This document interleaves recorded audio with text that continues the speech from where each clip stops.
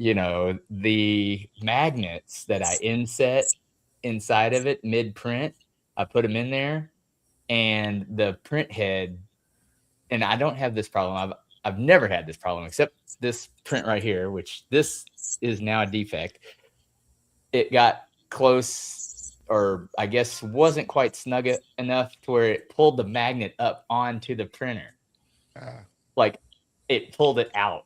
And so, and I didn't know that until this was completely done printing, and it went to go back home and set everything back to default.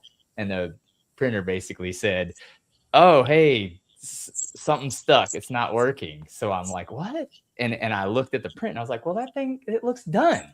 And it was done. It just was trying to go home and then finish and then message me saying, "Hey, your print's complete." Well, the magnets were up inside the print head, stuck, keeping the lever arm from going where it needed to go. So I was like, "God dang it. Like, this was a perfect print and the magnet sucked out."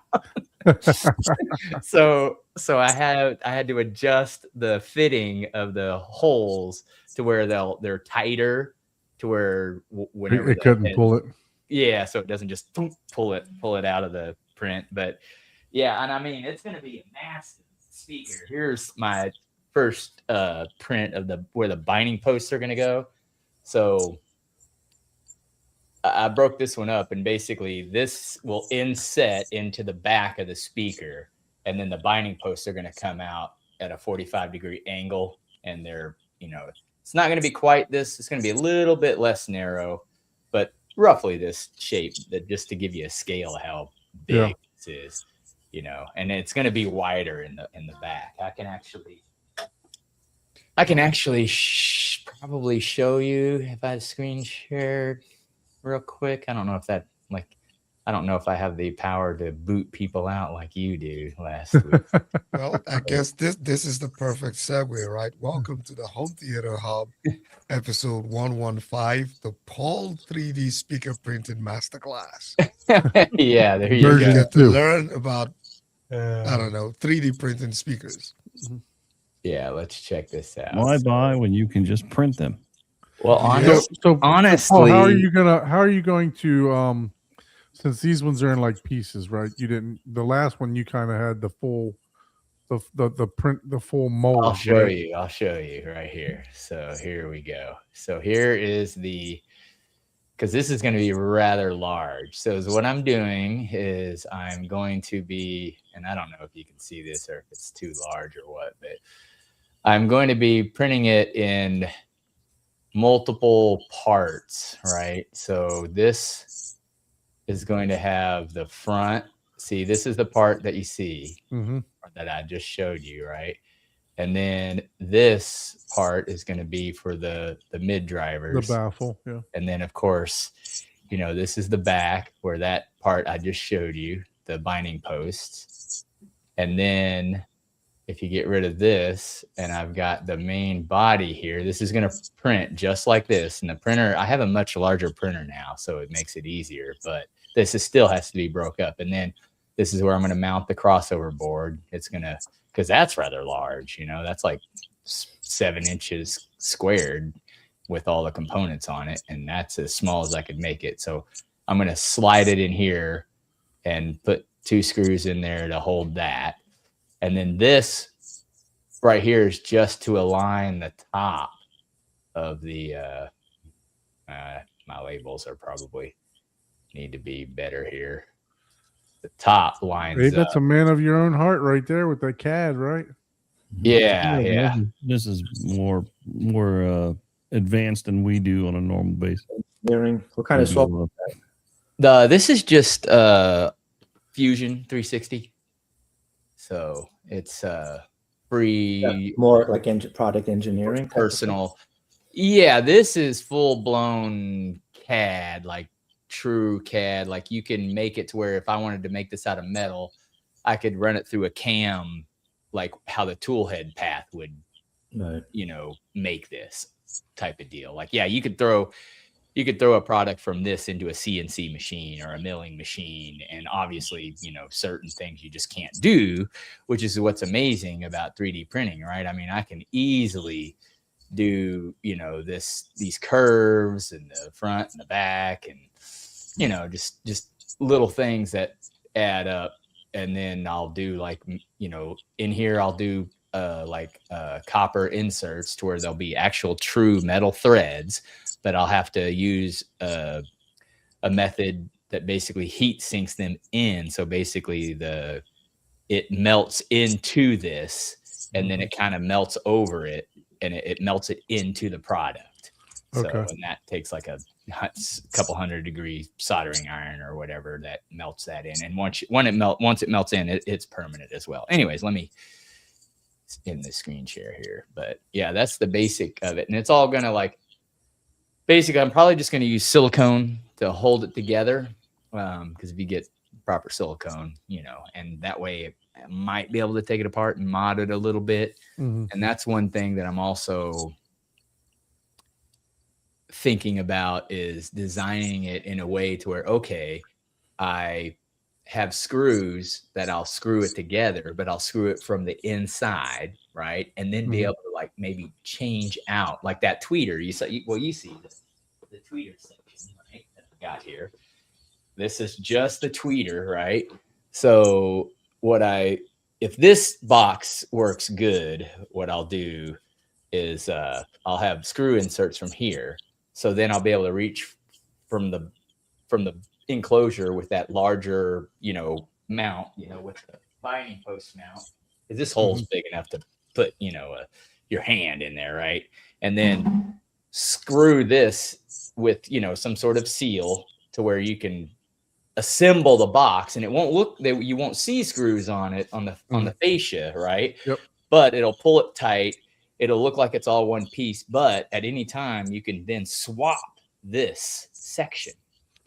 Yeah, I want a blue one of those, or I want a red one of those. That right there is the only reason that I'm doing basically this project, right? Like it's cool, but to be honest, especially if you're just doing a square box, this costs a lot of money. This just retail, just for the filament, is going to be what, $60 worth of filament, right? Now, people are like, oh, well, that's not much. Well, yeah, but you're also spending, several days designing and iterating and printing and wasting, because like this right here, sure, it's only 12, once it's done, and also R&D, man, you got to pay for R&D for sure. R&D is the biggie. That's what you're paying for. You're not paying for the, $60 in filament, it's like you're paying for the R&D, and hey, if I'm printing something, that's for every hour something's printing, that means I'm on your printer something else for someone else. So you're paying Plus by the wear hour. And tear on your printer too, right? Yeah, exactly. That's what I'm saying. And wear and tear on it and all that stuff. But anyways, it's fun. But yes, what you said is the whole purpose, because you can get better. Well, maybe not better, but you can get just as good a sound out of just doing wood, taking the time. And some wood craftsmen can do better than they'll make that thing look so damn good. But this will be able to, any color that filament exists in, you'll be able to just, okay, what color do you want? Oh, what custom color? Oh, you want rainbow? Oh, you want translucent? Oh, okay, yeah, I got you. That'll be cool. Yeah, that's where it'll be cool. So I'll have my Atmos speaker, since I don't want to paint my ceiling, black or whatever. I'll leave it white. I'm going to print a white speaker and then put a white cloth magnetic speaker grill over it, so it'll blend in. And oh, hey, you got a green wall. Now it may not be the exact hue, but it's going to be in the color family. You know what I mean? It's going to be gray, black, red, blue. So anyway, it'll be fun. That'll be cool. Well, welcome everyone to the 115th edition of the Home Theater Hub. As you can see, we have a new guest on the show. Been a long time coming, Mr. Glenn. How are you, sir? Good. Thanks for having me. Look forward to talking to you guys for the next hour or so. Yeah, absolutely. No, this has been a long time coming. So Glenn is actually a partner of Abe. Yeah. Mr. Blue over there. Look at this guy. He went from a bookcase full of stuff to a nice blue background. He's a floating talking head now. Look at this. He's looking I know, man. Bro, It's a man. He's gonna have a YouTuber, green man. screen next week. I have a green screen. I hadn't played with it yet, but Yep. I kind of like this. I like this. It's simple, just because black fabric, I get a little uplight, I'm done. Yeah, it looks great, man. Looks Yeah. really well, good. Thank you guys for helping me. I'll get it all dialed in. So, yeah, I'm loving it. Yeah, I'm really hooked on it now. So, and I got my sound how I want it. I'm feeling good. Yeah, I mean, you've definitely invested some time and some money into this. So, wish you the best of luck with your channel when you roll it out for sure. Yeah, I'm working on it. I'm getting there. Yeah, I'm doing some trial runs to figure out how I want the format to look, and also to, just learn how to do a show and talk right and have a good. None of that stuff Yeah. matters, man. Just have fun with it and talk. That's all. Yeah. There's a good. You don't want to just go, right? You want to have somewhat of an idea, right? Yeah, I want to. But I want to at plan. the same yeah. time, hey, after a couple weeks of iterating in your head, just go. Well, yeah, Because I'm doing some otherwise you'll practice never right go. now, You know what I mean? Yeah, at least get the rough edges kind of, and then I'm gonna just start doing it. But I'm getting there. Yeah, it's will be coming out soon. Very good, very good. So, what's going on, Ike? How was your week, sir? You don't even want to know, but I'm here. It's You're good. here. It's been, I'm here. It's been a busy week. Been battling sore throat and fever and all that fun stuff. So, Ooh, yeah. yeah. So what happens when school is in session, right? Every Yep. once in a while you get updated with some type of bacteria, virus that the kids. Well, it's the bring home. petri dish, right? It's the petri dish. Yeah. Yeah, I know. My wife actually came home sick the other day, and I had to sleep in my son's bed with him. So, Yeah. but it's a good transition because now I'm like edging to his bed every single night rather than being in mine. So, so yeah, it was like, okay, now it's time to start this, right? Yeah. So, Keep going, don't stop. Yeah, but it's been fun. I haven't even been to work for the last 2 days, so oh wow. that's how much I've been trying to get. Well, some sorry rest to and hear that recover. you're under the weather there. Thanks for joining us. Appreciate it. How about you, Paul? How was your week? It was, busy. I even joined the Daily Hi-Fi this week, and Yeah, I jumped on there yesterday, the other day too, Tuesday. Yeah. I had to jump off because I was like, oh, I gotta work. I gotta go. Someone jumped. I was there and I had to do something at 9, and someone jumped on early, so I had to jump right off. I was only on there for like maybe 30 minutes. I actually fell asleep on to the after show. I was there laying with my son because like I said, my wife was sick and I had the earbud in and I was just chatting, But I'm glad, I'm happy they moved back to Tuesday because my Wednesday is just so busy. I wasn't able to listen to them. Yeah. So now I'm able to get back on the show and listen and stuff like that. So personal preference only. I'm sure somebody else hates that they moved back to Tuesday, So, but Yeah. So anyway, everybody's scheduled, but that's why we do this, and it's recorded and you can obviously check it out whenever you like. So how about you, Abe? How was your week, sir? Good. Busy. Just working on a couple of theater projects that Glenn and I have got going on. We've got one in Murphy, North Carolina, and one in the Bahamas that's geared up. And where's the other one? Do you need help with the one in the I Bahamas? know. I'll help you with the Get in line. drywall. Twist my arm, please. Yeah. I mean, Depends Yeah, on. I've actually looking forward to that one. I've never been, so I'm excited about going there. So, in fact, I'll be going. I can there hang mid-March. drywalls, Abe. Yeah, well, I'm gonna go in If mid-March. you hire Don to do your drywall, you can stay in the Bahamas for a year. well, at least. if you're going mid-March, I may see you because I've actually just scheduled myself a cruise. Oh, really? So yeah, so we're gonna take a first cruise ever for the whole Oh. family. Nobody else has been on a cruise. So Really? myself, my mother-in-law, my wife, yeah. So we're gonna we're going to take a little 3-day. We're only going to do a 3-day cruise because my mother-in-law is known to get seasick. A 3-hour tour. Yeah, so we just want to make sure, we're not stuck out there for 7 days or 10 days or for your first cruise if you're seasick. Yeah, if there's drywall to be fixed on there, you might be. But hey, so I outside may of see you in the Bahamas. Oh, okay. Yeah. I'm kind of excited about that one. That should be a nice one. Yeah, that's cool. And then you also planning to come down around the same we have time a project in Miami. That's just we're just trying to wait for that room to get built so we can get in there, and so it should be ready for pre-wire hopefully the next couple of weeks. They want to, as it like everything, it always seems to converge at the same time. Because I got a feeling Bahamas is going to converge with Miami, and then they're going to want.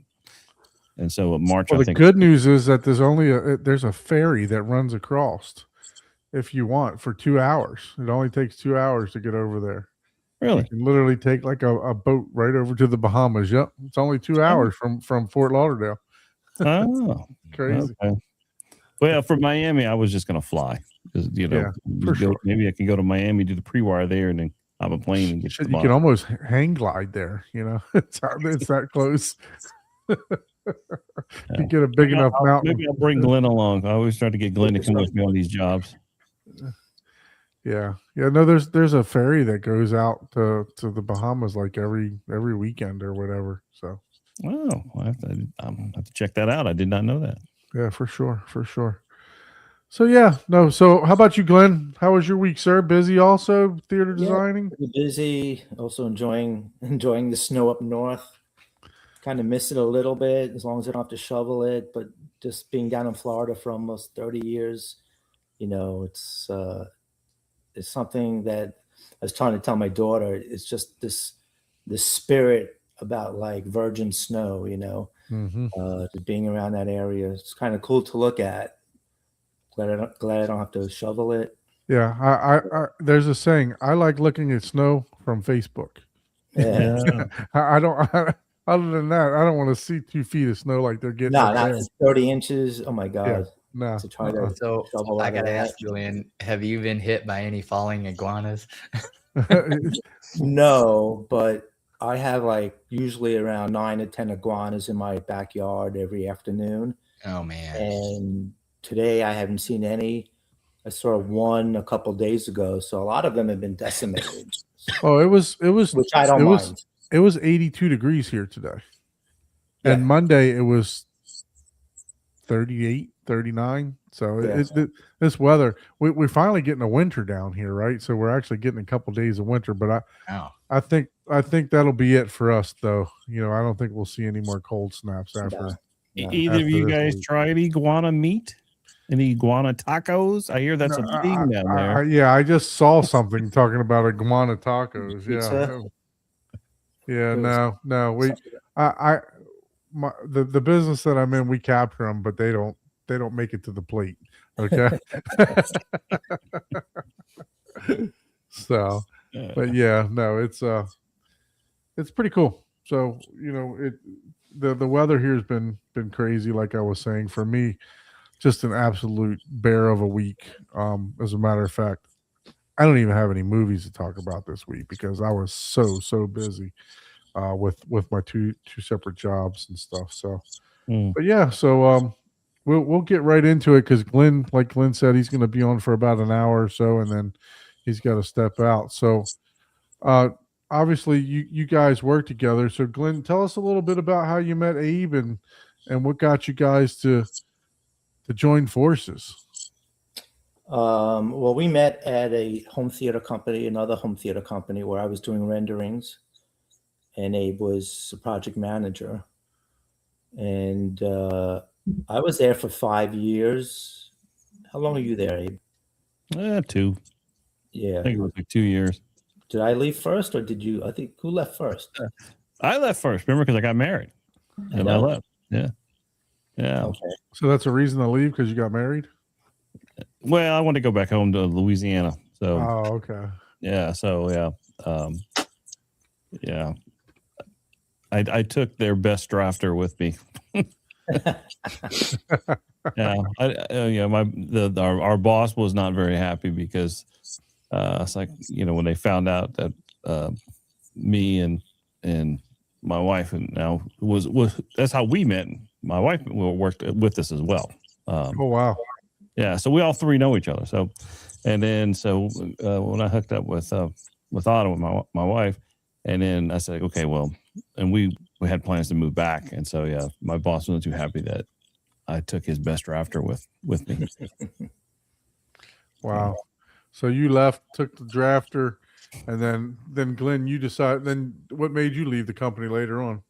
Well, I was there for 5 years, and I was doing renderings of the theaters, and probably averaged maybe 150 renderings a year. So that's 750, anywhere between 600 and 700 renderings, and a lot of them of the same theater, and it's just boring after a while. And it was a great opportunity. I had no idea that there was a home theater industry. I had gone back to school to learn digital media, computer animation, and started doing architectural renderings, and wound up getting a job in this company. And it could have been a designer for apartment stores or an architect, but I just happened to get my first job doing the renderings for a home theater company. That was in 1998. So I did that for 5 years, but kind of like coincidentally, there was a wide format printer right next to the theater, the home theater company. And so I would go in there, and this guy was taking like digital files and printing art on a piece of canvas. So I'm like, I'm going to take the 3D software and I'm going to create some art. And then I'm going to print it on the canvas and see what happens. So I started creating a portfolio of that. And I actually got accepted into the Boca Raton Museum Art Guild, which is like a pretty good thing. You have to go present your art in front of a jury. So that was cool. But, we had this one theater. It was actually called the Art Deco, but it was really just 3 long rectangular panels of a solid color. Right. I remember that. And I would look at that thing and I'm like, man, that would look so much better if there was art on those things. So that was like the first seed of what, became 3D Squared, where we create original art for acoustic panels. So it took a while to get, to find a solution for that. Number one, you had to find a good acoustic friendly fabric that you could print on that would accept a really good print, right? And number two, you had to find a printing method that could print on that kind of fabric. So it may have taken 1.5 years, 2 years to actually find that kind of solution. Yeah, I remember that. Yeah, we went through tons of testing on all the different fabrics till we found one that popped, that did it. Yeah. So once that kind of happened, then I just created this portfolio of art specifically for home theaters. And what I was able to do, fortunately, was I could create the art and then do a quick rendering of it in the theater, divide it onto several panels throughout the theater, evaluate the flow of the art, and then make adjustments to it. So I used to say at the time I was the first person in the world probably that created art specifically for home theaters. And to tell you the truth, I don't know if anybody else is still doing that. I have no idea. A lot of people go find art on these royalty-free sites, and that's fine. But I don't think anybody's making it specifically for acoustic panels and home theater environments. So that's really cool. Yeah. What's up, Scott? How are you, sir? Scotty in the house, the guy who never shows up for the live stream. What's up, man? What's going on, guys? I was finally able to make it. So that's awesome. Thanks for joining us tonight. Yeah, appreciate you, Scott. So Scott is like the computer guru. I mean, him and Paul both are, but he's the smarter version of me. I don't know about that. He's the guy that can remember Oh yeah. Knowledge in different areas. Knowledge in different areas. That's great. So yeah. So appreciate you joining us tonight, Scott. Appreciate that. Yeah, glad to be on. So Glenn, you talked about, creating art for that, for the panels and stuff. I'm just gonna pull up the website here. If you could just walk us through some of the panels and stuff, and just what were some of your inspirations, right? So like this theater here, right? You guys just recently completed this one. Yeah, that's an awesome project. It's been quoted. People have said it could be like the best theater in the country right now, in terms of visuals and what's behind the walls, in terms of the speakers. And Abe could talk about the speakers and everything, but it's a massive JBL synthesis system that it's right. JBL is actually currently doing a case study on this that they're going to publish hopefully next month, or hopefully in this month. Well, it's almost up, but probably still next month. But it's pretty impressive. I mean, it's insane, but it sounds fantastic.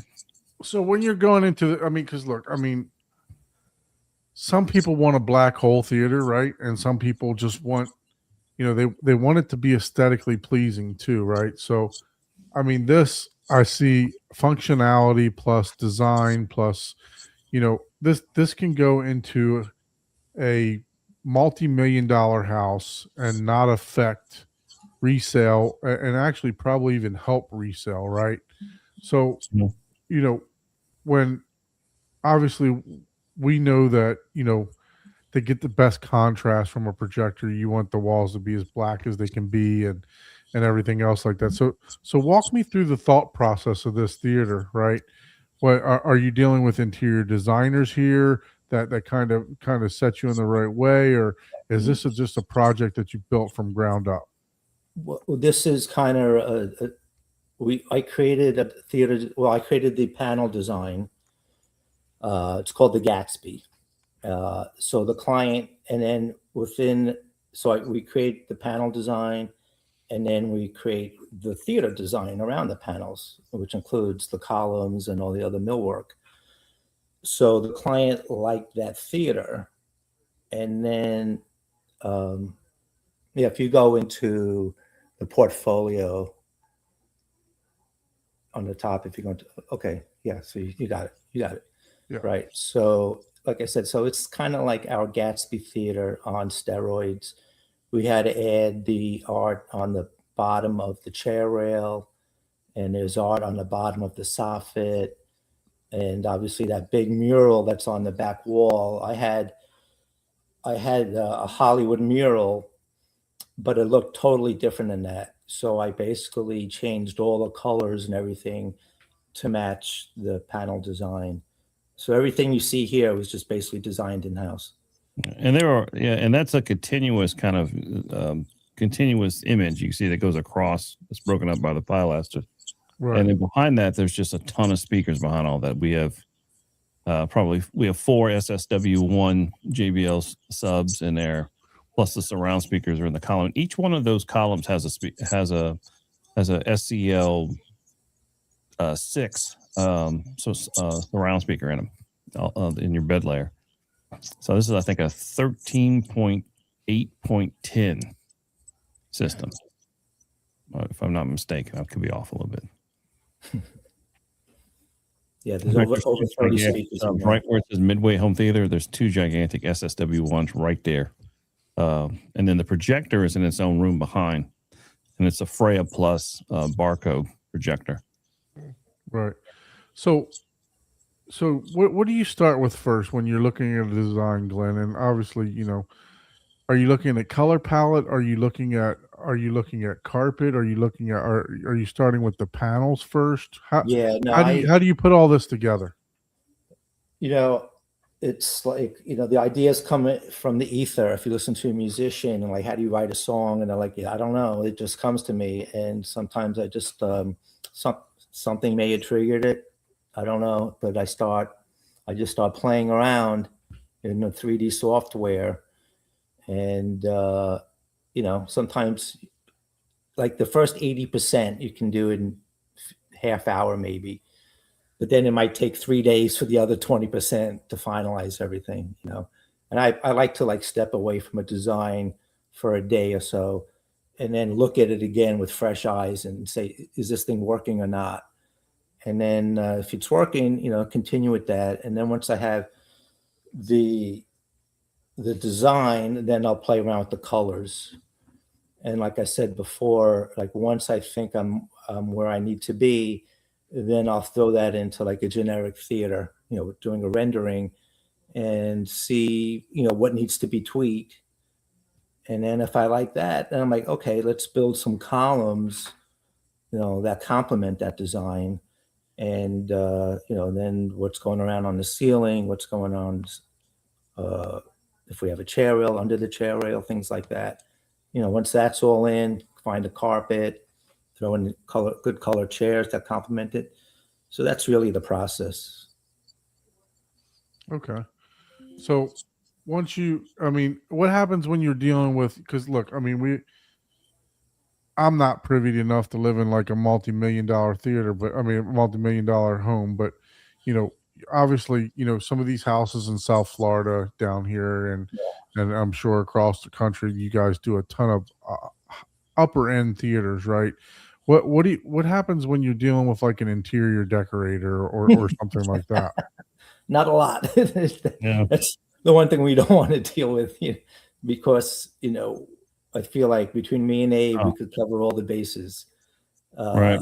But, you know, designers have to justify their, you know, their salary, their position with their client. And so, I mean, we're dealing with a design right now on a project in Miami. It's funny because the client, it's a beautiful, very modern house, but the client, the male in the house, he wanted a very traditional theater going into this very ultra modern house, which doesn't make any sense, you know.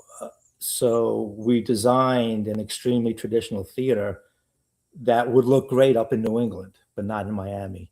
Right. And then his wife saw that. I don't know what kind of communication they had, but his wife saw that, and the designer saw that, and they were like, "What are you doing?" You know. So they kind of took over the project. I don't know if they had confidence in me and Abe, thinking like we had no idea what we were doing, but we were just getting all of the directions from the client. So the designer took over, and now we kind of have to follow her lead in terms of the design. So, and then we're having a fight with them because they don't understand theater design. So, you know, so then the husband's going to bat for us against his wife's designer. So it's like we're the husband's designer, and then the wife's got her designer, right? And we're butting heads together. But so far, we're kind of we let them have their design, but they have to design it to. We've had the engineering, and they've got to. So we're trying to force them to kind of play in our sandbox and fix a lot of stuff. But it's starting to come together. It's starting to kind of meld together, and we've got a good look and feel of it. So it's painful because they don't think they have to listen to you, but then they have to. I mean, otherwise, because they don't know nothing about theaters, you know. Right, right. So, but it's coming together. Yeah. So when you take a look at a lot of this very high-end home theaters, right? Like Don alluded to, they're usually not bat caves. They're not even anything close to a bat cave, right? Would you say it boils down to being able to afford very expensive projectors like the Freya that can project even in these types of rooms? Or do you think it's just the aesthetics that it's a trade-off? They keep the aesthetics and don't worry too much about, you know, a bat cave? Because a lot of them, and I've been in quite a few, I don't recall literally walking in any of them, and it's just a complete black hole. Well, I mean, you got to remember the bat cave syndrome is for cheap projectors. You know, you're forcing a contrast, you know, with lower, you know, granted, some of these are $30,000 projectors, but that's relatively that's a drop in the bucket. Yeah. Compared to what the projector at a higher end is capable of. So you don't need the bat cave. Well, and for me, you know, the one thing that I love working with Glenn's kind of he's great at kind of putting the artistic vision together, getting the color palette, getting the look and feel, and working with the client to kind of to take whatever inspiration the client has for the look and feel of the theater. Then I have to make it work. So then I have to engineer it to make it actually functional and get it. So it's a great combination of like, how do we take something that's just, we're inspired by this and actually make it a functional theater? And then, you know, because it's got to be sized to the room. And then the room, I would say the room, speaks for itself. And the room tells you what it needs. So like in that room, we looked at the cubic volume of space we had. We looked at the distance for the projector and the screen and everything. And so, you know, there was just only certain things that we could use to kind of fill that bill. I mean, now, do we have to do a Freya Plus? No. I originally was going to do a Nerthus just because of the horsepower we needed to push a 208-inch screen that distance, 30 feet throw. But the client was he's hardcore into audio video, and he's like, man, just do whatever, just do the best, just give me the best one, you know. And he just really enjoyed the process. We got, because he was kind of a one-off. He just was really open to explore, like, what about this projector? Can we do that? It's like, yeah, but that's way more horsepower than you need. Let's put that one in, you know. Yep. So it's like the lottery. We hit the lottery with this guy. We really did. And he was fun to work with because he's just like all the rest of it. He's an enthusiast. He just has a bigger scale, but he's the same as all of us. He just loves the cool. Yep. He loves the gear. He loves the tech. He loves the stuff. He just has the means to allow us to just have fun, you know, and do some creative things. So that's what I enjoyed so much about his theater, is he allowed us to explore. It was wonderful. Yeah, that's always good when when you have somebody that you can work with and not have to battle, like you were talking about, you know, with the interior designer, because, you know, I mean, you mentioned it, the houses in South Florida, they're marble and white, right? I mean, that's pretty much what you know. They're starting to come around now to get some softer tones in them. Now they're trying to make them like a mid-century modern type of house, and a lot of new designs, and allowing some soft tone wood floors and stuff like that now. But I mean, for the most part, when you look at a Miami like high-end, super high-end house, it's white marble floors, bright white walls, and bright white ceilings with a lot of glass, right? So it's you know, it I'd imagine it's tough to design for that, unless it's like, okay, this is a whole separate dedicated wing, you know, of the house, and you know, it's not going to be, you know, not really going to be seen a whole lot, you know. It's going to be not in the main area of the house, right? So yeah, so talk about some of your designs, Glenn, like what inspires you, you know, and I'm going to pull up some of your panels and stuff here. We'll go through a couple more theaters in a second, but I want to pull up some of your panels that you're doing too. So let's see here for services. Yeah. It's panel art. Here we go. So yeah, I mean, this first one that you're looking at up there on the right hand side, that's called Angled Curves. That was one of my very, very first designs. And you know, for those first couple of years when I introduced that thing, it probably sold at least 15 theaters worth of those panels. That was like super hot, that design. And it's funny because I haven't done anything with that in years. It's just like it hit at the time. I'm not sure what happened, but it was like really, really popular. Now lately, like, no, I don't get many. Well, you know what, the guy who called us the other day, he liked that one. That was one of the ones he liked. Oh, okay. Yeah. And I can tell you, I stumbled across your website many years ago, and I think I was telling you this in the green room. I reached out to you, you know, talking to you about maybe putting together a full, like the acoustic, you know, you literally putting acoustic panels across my whole theater. Yeah. And unfortunately at the time, it just wasn't in the budget, you know. Right. Not that I didn't like your designs or anything like that, but we talked about it for a while, and it was like, I love these panels, and this is what attracted me to you guys, was this panel here, and I think there was another one that was kind of similar to that. That's a little bit there's better. one called Gold Revealed that is similar to that. Yeah. It was probably that one. And you had one with lighter seats in it, and I'll go this one right here. This one, yeah. Because my seats are light, and I was like, wow, Right. this looks really good. Right. So it would match.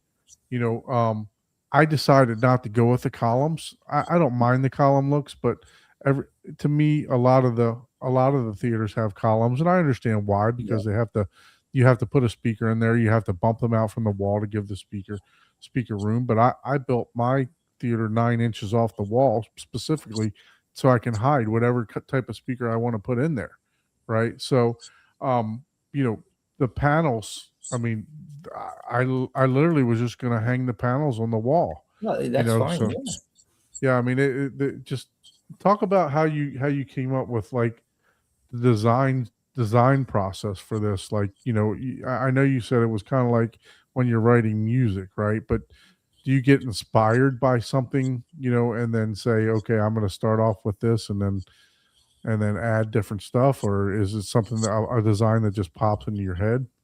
No, I don't. I just kind of just sit down at the computer, and it's weird when you're on a computer. You're using, with this 3D software, you're using, the left side and the right side of your brain. You can't just be totally creative because you're working with pretty sophisticated software.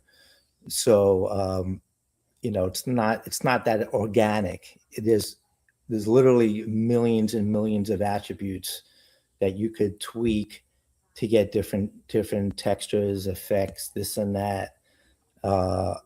So you have to kind of find a balance of like when is enough. Right. But it's like you start with a shape, and then you add some other shapes, and then another shape, and then you got to move this shape, and then move that shape. And then once the shapes are pretty good, then you have lighting. It's 3D lighting. So it's like adding a main light, a key light, backlights. How are we going to light this thing? How, where are the shadows going to cross? And you could see the shadows. Yeah, I can see the shadows on this. Is cool. Yeah. And how much texture, how much bumps, how much texture do we have in there? And then that's just for like, all right, and how are we going to do this so it's interesting that like all of the art we create, most of the art we create, it's not just one design that's going on 8 different panels.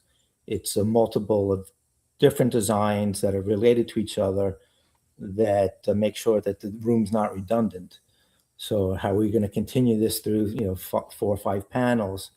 So it's just a lot of tweaking, a lot of re-rendering, and it's not a very artistic, organic type of process. It's kind of very analytical. So you're combining art with analytics in a way. Okay.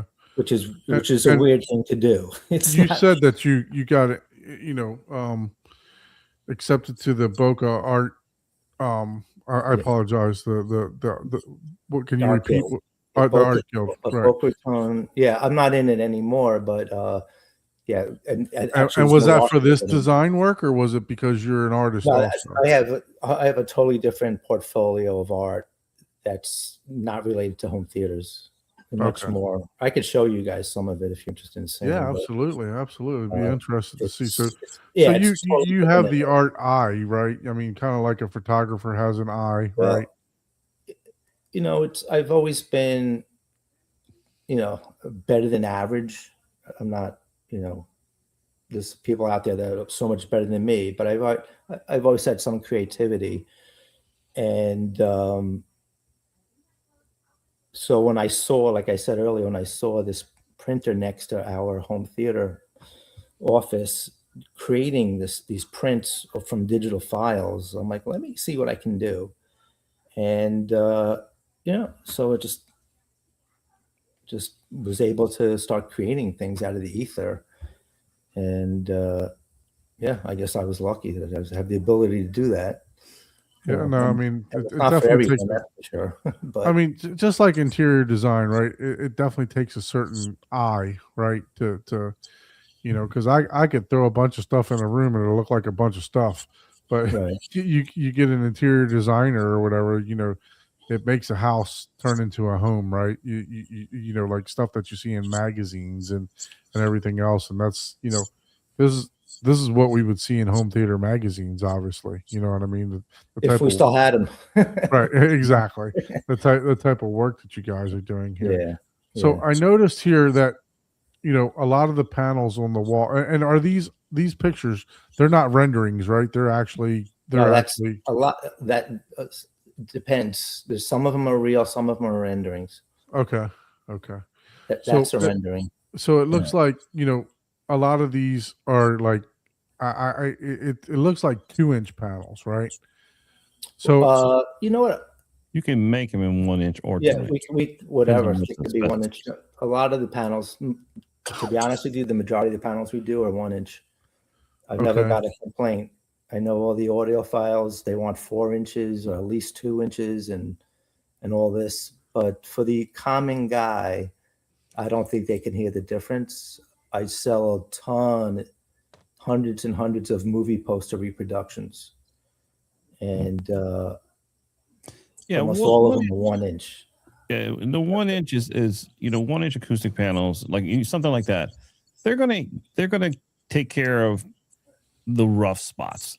Are they as accurate as if we did 2 inch or we did a stretch fabric frame and modular acoustic? No, but just the fact that you're putting some absorption of the room is going to help kind of tame the sound, tame the slap echo, tame reverberation. You're never hurting. You're only helping the room. So here's a quick, kind of easy way to have something look very nice, artistic, and functional. So sometimes 1 inch is all you need. If it's definitely, it's better than not having it. So Right. you kind of get the best of both worlds: the good looking theater, plus it makes it sound much better. Yeah. No, I mean, they're obviously, you know, the different thickness, and then so when you hang these, are they hanging?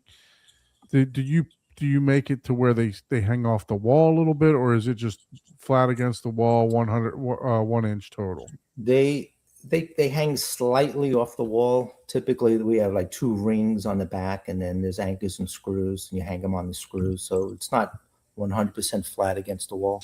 Okay. So it does add a little bit more depth, you know, because Maybe, but not much. the general rule is, you know, if you're doing a 2-inch panel, technically they're supposed to be 2 inches off the wall, right? Is what I've always been told, for, you know, to give the effect of a 4-inch panel, basically. You can do that. I mean, there's a I don't lot think of too many different ways people are to doing that. But Yeah. most of the people buying the artwork panel, especially the movie poster panels, they're just hanging it on the wall. Just Right, like okay. that. What does the back and forth process go like while you're going through like the design, the artwork? I mean, you have your own vision, and then you're dealing with, you know, let's be honest, some really high end clientele. Like, are they very particular in general? And like, how long does that take usually when you guys are going from like this concept, this vision, to like fulfilling the reality of the person that's purchasing it? Well, it depends if they wanted just the way they see it on the website. For that, the first design we were talking about, the angled curves, I've done a lot of different varieties of that with different colors. So maybe that center part might be red or gold or something like that. You know, you're dealing with designers, and then you have to do test prints to make sure the colors that we see on our monitors are actually the colors that we're printing.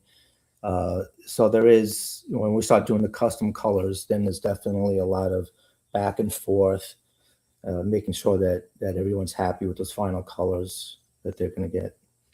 Do you say the majority of the clients usually pick one that has already been designed, or do you get, is it like what's the split of someone coming up and going, hey, I want something completely custom, or choosing something that's kind of Probably 80%, you know, right off the website, maybe 20% saying, can you change the colors? okay? Yeah. Now, in addition to this, I mean, we'll do full blown engineered theaters as well, where we're doing custom, just like you saw the very first one. That one was a theater that Glenn had designed, and the client liked the look and feel of the Gatsby, but then we custom tailored that whole look for that room and engineered it. So, and that took probably a couple months of design iterations to finalize. We went through several looks and feels, and I know Glenn had worked with the homeowner to dial in the artwork and everything for that. So that was all custom artwork just for that client. So the size, it looks like, what is this? Maybe like 3x6, something like that. Yeah, yeah. Originally I designed everything for like a 3x6 panel. Okay. It's a And, good and guess. how is shipping for that? Do you ship them in like the square and they sit on top of each other? What's the logistics like for that? They we ship them in like a very tough cardboard box typically, unless we're doing a whole theater, we're going to crate it up and everything. But if somebody's just ordering 6 panels, it's just shipped via usually if they're large, freight service. Comes in a box. That's a very well protected box. And it's funny, I did I think 15 large custom movie poster panels in Jersey, and this guy was expecting this huge box. But if you're doing 15 1-inch panels, the box is only going to be 20 inches tall. He's like, are all the panels in there? I'm like, they are. Yeah, because I was just curious if you pieced them somehow together or just for. No, they're ready to hang. They get them and they're all just ready to hang. Yeah. Very nice. Oh, that was this pretty is some cool. of the crazy stuff. Now, is this a rendering or is this? Yeah, that's. I haven't sold that one yet. I'm waiting. That would be a good one for Miami. Yes. A modern house with a lot of whites and blues. That would be great for Miami. I think For the next sure. one too. A little I bit just of palm, took like an palm image tree of a look. beach and I kind of just whacked it up in Photoshop. So even when you have clients that pick from what is on the website, do they ask you to make slight modification based on the fact that there's a chance that there's a handful of other theaters out there with the same design that you built? Yeah, that's a good question. The only modification would be just the color scheme to match their color palette for their theater. Okay. So the concept remains the same, but yeah, they can adjust the color palette. Yeah. These are the movie posters. Like I said, we do a lot of that. I mean, what's a better product for a home theater than a movie poster acoustic panel? Sure. In that theater, that's the one in California that we did, and he loved it. Yeah, that was cool. Yeah, that was where was that? Nebraska. Yeah. Yeah, that's pretty Yeah, cool. It looks like the frame too. Did the full picture frame look? That looks really nice. Like Yeah, I love the old. If you stay on that for a second, I love the old classic poster. Talking about art, this is art. If I was going to do a theater with movie posters, it would be like these vintage posters because I just think that they're so colorful and artistic.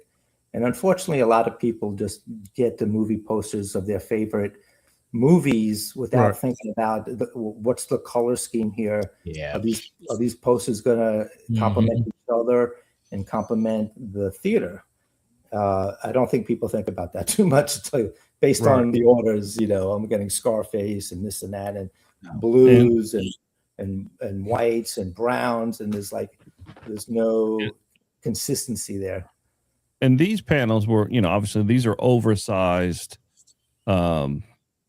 panels of the original artwork, but it's amazing the quality of it because I installed all these panels and I'm sitting there right up against it looking at them thinking, and just the detail was just insane. I mean, the quality of the print and the resolution of the artwork was fantastic. And then what are they printed on? What's that? Oh, what are they printed on? It's an acoustic friendly fabric. It took me a while to find a really good fabric, that was breathable. And then, you want it to have a slight stretch to it, but not too much because then you're going to distort the image. So yeah, so I kind of call it like proprietary fabric, but it handles the prints really really well, as you can see. So, with something like this, that's full on print, right? So, what I guess obviously you'll have different colors, just background to start with, right? So this one For the right theater? here, yeah, for the theater. So this one Yeah. right here, what color fabric did you start off with here? Was it a black fabric? And on the walls, Yeah. So this abominable that's painted. snowman. The walls are painted. That The okay? walls are No, painted that's purple. that whole image is printed on white fabric. It's printed on white fabric. Yeah, Black Wow. ink. yeah. It's a white fabric, and then whatever's white on the image will just show the fabric. Okay. So the when the printer prints this on the fabric, right? Obviously Yes. the white it remains, Yeah. So Correct. the yellow is going to be what type of, is it actual paint? Is it like a plastic? What actually is It's an ink. being? It's an ink that it gets it's like an ink that gets kind of like absorbed into the actual fiber of the fabric. It's not Okay. like a t-shirt that we used to get from the concerts where it starts to peel. Remember those Mhm. back Yep. in the day? So it's an extremely durable print and durable fabric. Yeah. So that was a question I had, because obviously if you're putting something like you're talking about, like a t-shirt, and you just put that sticker over top, let's call it a Yeah, it's sticker gonna, for, now you're then blocking the sound, right? right, So right. Yeah, no, you still have the porous fabric. And some of these speakers are behind that artwork, so when I installed those, I carefully notched out the acoustic material where the speaker was, just where the hook from the speaker was. Excuse me for a second. I got to get my battery for my laptop. Hold on. Yeah. So without making sure I cut the artwork, I had to take out the acoustic material where the speaker was, so that the speaker can blow through it. But and you don't see the speaker at all. So we've got several surround sound speakers behind those panels that you don't even know are there. okay. Yeah, that's one hell of a printer, because the detail is incredible for it. Yeah, Not for like a sure. screen print was. or overlay. Yeah, that was the one thing I've always been impressed with, that the printer we use, because when it also starts with the artwork that because he spends extra time really dialing it in and getting it perfect, getting it ready for the printer, and it makes a difference, especially when you're supersizing that image. Right. Yeah. Because you need like a raw file to Yeah, blow that up. I get a very high resolution scan of the posters, and then I'll actually go in there and massage the image. And in many ways, my image will be better than the original poster, especially for some of the older posters where the quality is not very good. So I could go in Photoshop and really, enhance the colors, get rid of the blemishes. So I tell people, everyone's always a little bit skeptical, like, what's it going to look like, blah, blah, blah. And I've never had a complaint, and I'm not BSing you guys. And a majority of the time, people will say that it's so much better than they ever expected. So that's always great to hear. Yeah, that is great to hear. Yeah. Couple more of the movie posters here. Yeah, I mean, they look incredible. So They where look like the actual like poster itself, like the quality is Right. amazing. Yeah, I mean, I was going to ask a question, but if I ask that question, then everybody be trying to do this, so we're not going to ask that question. Yeah. This is from a recent project. Yeah, so this was Mr. Long's theater. Long's Yep. Theater. Yeah, so we had Mr. Long on. Oh, right. Okay. Maybe not too long ago. Yeah, not too long ago. No, but he was on. I guess before Thanksgiving time. think so, Maybe back. Maybe back. Eventually, I think we're going to try to do a tour. We're working on getting that arranged. Yeah. So this theater was phenomenal that you guys put together here. I mean, there's a case where the posters really are the theme of the theater. Right. there's a definitive mood that he's trying to set, especially when you have the red version of that. I don't know if I have it on there, but the lights change the color. Yeah, all So the lights in that room red can version change. We got is pretty ominous. yeah, the red looks pretty crazy looking. Yeah. Yeah, I remember seeing that picture. I think when you go to the theater designs, Yeah, you can see it in there. So that's the blue version of it there, right? Yeah. I might have the red version. There's I think when you go down a little bit further here, but I mean, honestly, and we've had this theater that I'm going to talk about here on, we've talked about it before, but I mean, the BioShock theater, here's the red version right there. There you go. Yep. That's a mood. That's creating a mood right there, right? Yeah, I mean, and I'd have nightmares. I'd have nightmares after watching a movie in that one. I mean, the carpentry work in here is just so well defined, and I like how each of the panels got the 45 to create this notch, right? The fabric, and then even the trim is just, I mean, everything is perfectly symmetrical. You know what I mean? So it's like, there's the blue version there. But this is my favorite, man. I mean, you guys have, I mean, I don't understand how this even came together or even close to coming together. Yeah. But this is a BioShock theme that we've shown this one here plenty of times. That was super hard. There's so many parts to that, and what you could appreciate it. We were using this metallic paint, and it would not dry, and it was super sensitive. And we had to do maybe 5 layers of that, and each layer took like weeks to dry. Oh, wow. And then it was near Austin, Texas, the theater, and so some of it had to be touched up a little bit, and we just had a local guy in Austin come and touch it up, and because of the lack of humidity in the middle of Texas, he had absolutely no problem working with that metallic paint. But I'm not sure if we would ever try to do that again down here, not with that kind of paint. It was just such a nightmare. It was the appliques, like on the column, because that was a CNC machined out piece, right? Didn't we put on top? Yeah, the whole facility had these individual little pieces lying around drying for months. Oh wow! It took over everything. But as you can see, I mean, if it's not for everyone, but if it's for you, then I mean, if you played this game, I had never heard of the game. How could you not appreciate this? When the guy came to me, I had no idea. But then I started looking at images, and I'm like, for me, those are like the amazing projects to get involved in, because they really challenge your creativity, and like that. And it came out super. He was super happy with that. And when I presented this theater in some of the Facebook forums, so many people thought it was just AI. I thought it was a rendering. Yeah.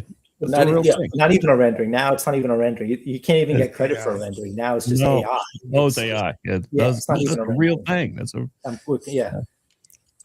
I remember buying the BioShock game and playing it just so I can get understanding of how all the artwork is. Yeah. So this is like here's the bar area behind the theater, so that's the back of the chair wall enclosure, chair enclosure. So much thought, so much attention to detail. Yeah, went into this, and I'd imagine these panels, these CNC panels that you made here, kind of was inspiration for you, like your Gatsby theater and stuff like that, because it's kind of like the same, somewhat design, right? Yeah. It's some of those architectural elements, are similar. Yeah, this is the bar. That bar is amazing. Yeah, that's just. I mean, you guys just really, really knocked that one out of the park. I wouldn't even make it to the theater with that bar. You wouldn't remember any movie. Nope, for sure. And that's like this is just a more traditional theater.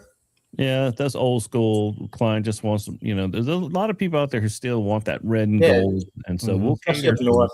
Very traditional. You find a very traditional with the curtain, the motorized curtain, and all that. Yeah. This one's cool to me too. I Yeah. like the different symmetry that you got going on, through the different panels, and it's cool because like you actually carry it through the wall, through a different wall over here too. Yeah. You know what I mean? So it makes it look really, really just a simple eye of doing something like that. You know what I Right. mean? Shows the level of design, and then you got it on the door too. So when Yes. you shut the door, it's gonna just blend right in. This was what was that? Guinea? What I was in Guyana. Guyana, South America. South America, right? Do you have a photo of the ceiling, or is that further down? I'm The oval shaped sky ceiling we had to I'm do not that? sure. No, I guess No. I don't. Yeah. Yeah, that was a challenge. We had to do that in Guyana in in a week before this guy's wedding of his daughter.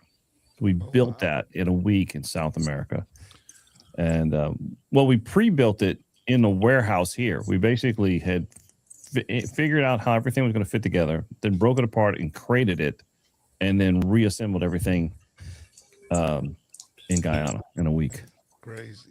And Yeah. what's interesting about this also is that, back in the beginning, I got a lot of great images of outer space, and I made all kinds of, by themselves, some of these images are just amazing. But then Yeah. I created like space murals, and that's another type of topic that is perfect for home theaters is outer space, especially if you have a fiber optic ceiling. So this particular design was part of a very wide mural of the Milky Way, where I added other different elements like the Earth to it. So and I used to do a ton of those too. I mean, we did. And this ceiling was Those- a solar system. Was a solar system with fiber optics in it. Remember? Yeah, So we ran fibers through that as well. So yeah. which was kind of a challenge. So, Macro Proxy says, maybe I asked this before, but I'm closing on another house in 2 weeks. What price range does your services start? So let's talk about that real quick. I'll stop sharing this screen. What? Obviously, you offer theater design, right? Right. So let's just say I'm a DIYer, and I just want you to design something for me. So what services do you offer? Do you offer just aesthetics? Do you offer just a full plan? How minuscule and how deep would you go? Obviously to the full build, right? Yeah, well, we actually have it itemized, right, Abe? Yeah, we do. Yeah, so anyone can purchase just panels. Like if you have in mind, you want you see any of the panels on the website, or you have movie poster panels, anyone can order those. And I think what do movie poster prints start at, Glenn? The average, depending on how many you order, for like a 27 by 40, those Average are like poster size. around 250. They average around 250 per panel. Yeah. But if he's asking about a full design, our complete design service, including renderings and everything else, plus all of the CAD drawings, for generally a standard type of theater, like the long theater, is 4,500. And then, if he just needs a subset of that, obviously it would be somewhat less if he just needs aesthetics or something like that. But we recommend the full package just to make sure. So, Abe, So are you you get the able whole to pull up? engineered environment. Yeah. Are you able Like, to pull up like a full, like a $4,500 package? Are you able to pull something up like that and show, what's all included with that? I Or can't like on one? my laptop, but Yeah, well, like long and that the first one you saw, those were custom projects. So those were $4,500 design fees. Where actually the first one exceeded that because we had hundreds and hundreds of hours of drafting. So typically there's a set amount of hours. We estimate usually about 40 hours, 40, 60 hours is typically what it takes to turn around a full theater. If it goes beyond that, then we're paying for extra drafting essentially. It just depends on how customized the theater gets. But we've had some DIYers. Hey, I want to build it myself, and that's fine.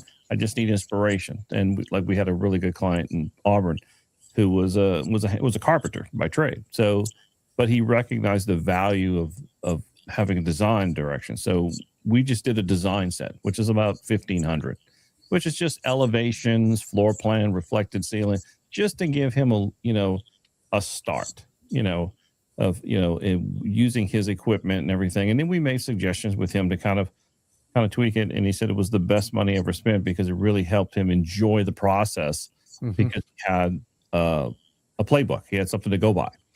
And eventually he actually came back to us and said, hey, can you help me install everything? So we ended up getting, selling a lot of his gear and his Kaleidoscape system. And then we ended up doing the installation as well. But he loved it. He enjoyed the process. So we've had several DIYs just hire us just to do the design, the rendering to kind of get inspired. Right. But definitely the biggest benefit, let us do the engineering as well.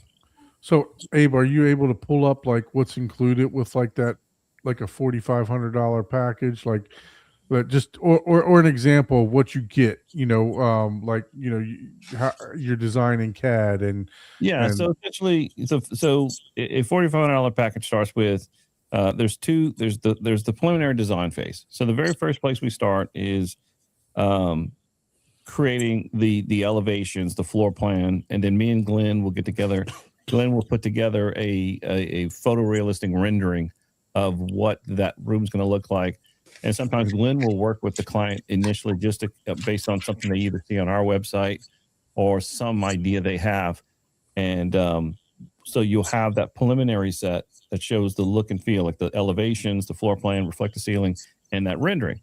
Once they approve that design set, and we've kind of got a lockdown on that, and then we'll also present to them at that time a estimate for the interior for us if they want us to supply the interior or the AV. We'll have associated estimates available to them. They're under no obligation, but hey, if you want us to do turnkey, here's everything. But let's say once they approve that design set, then we have the green light to go ahead and roll right into the construction set, which is still part of that $4,500 cost. And the construction set is just all the framing details for the builder to frame out the walls, dimension location where framing needs to go to make sure speakers land between the stud bays, framing details for the platform, for the stage, for the soffit, HVAC details for dimension location for supply and return, thermostat locations, dimensioned electrical, a load schedule showing, how many dedicated 20 amp circuits we need to the rack. And so we do the full set of drawings. And then included also in that is my time working with those trades, project management, just working with the framer, then working with the HVAC guy, the electrician, the AV integrator, if it's us or if it's another AV integrator that we're working with, to make sure they know like dimension speaker locations, pre-construction brackets go in. And then we start buttoning up the room at that point. Installation then goes in after the low voltage pre-wire, drywall, paint, and then our team can come in and actually do that interior.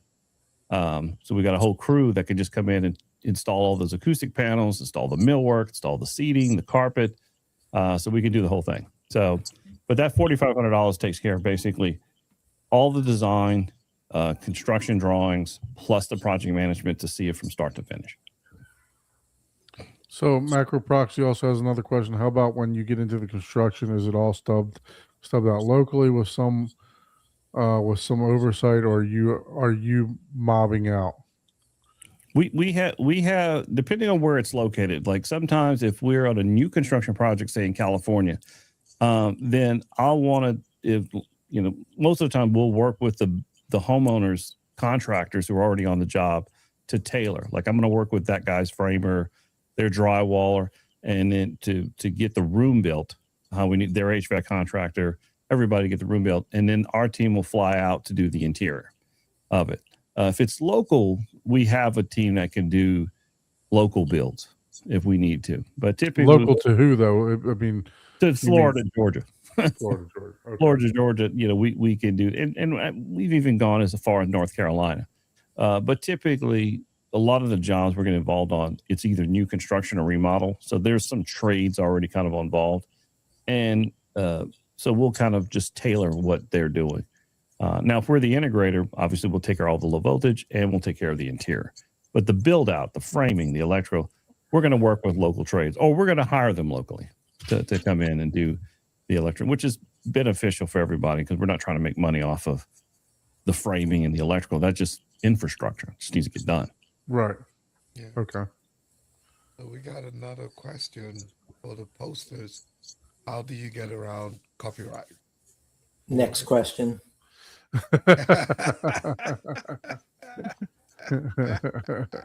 Well, Glenn, you do have released a little bit on that list. I know most of those have been released. So, from what I understand. So, Hey, Magic, I hope you got your answer.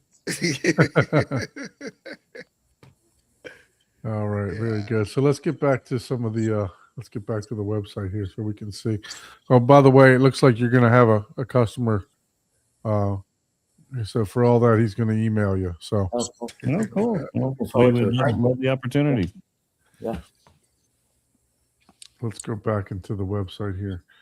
You could look at the Art Deco page is pretty good. Sure. And if you're watching, take a look at the website. Let us know which ones are your favorite. Yeah, for sure. So here's some Art Deco stuff that was designed. Man, look at those chairs. Wow. How'd you even come across those chairs? Yeah, well, for that project, I just provided the panels. That's called my Chrysler design, and I had to, which is basically a rectangular design, but they needed the arched panels, so I had to modify that design to fit into those niches. Man, there's some definitely intricate detail. That looks like wood. It does. The panels, yeah, I actually use like a wood type of. It looks like wood texture. Yeah, and it's even got like grain in it and everything yeah, else. it's grainy. It's just a print. Yeah. A lot of times, people when they see some of the other designs, the 3D nature of it, they don't understand that it's just a print. There's no depth to it. So here we go. Here's some pricing on some of the design. Yeah, that's pricing for the panels. So 2x4 by 1 inch is $280.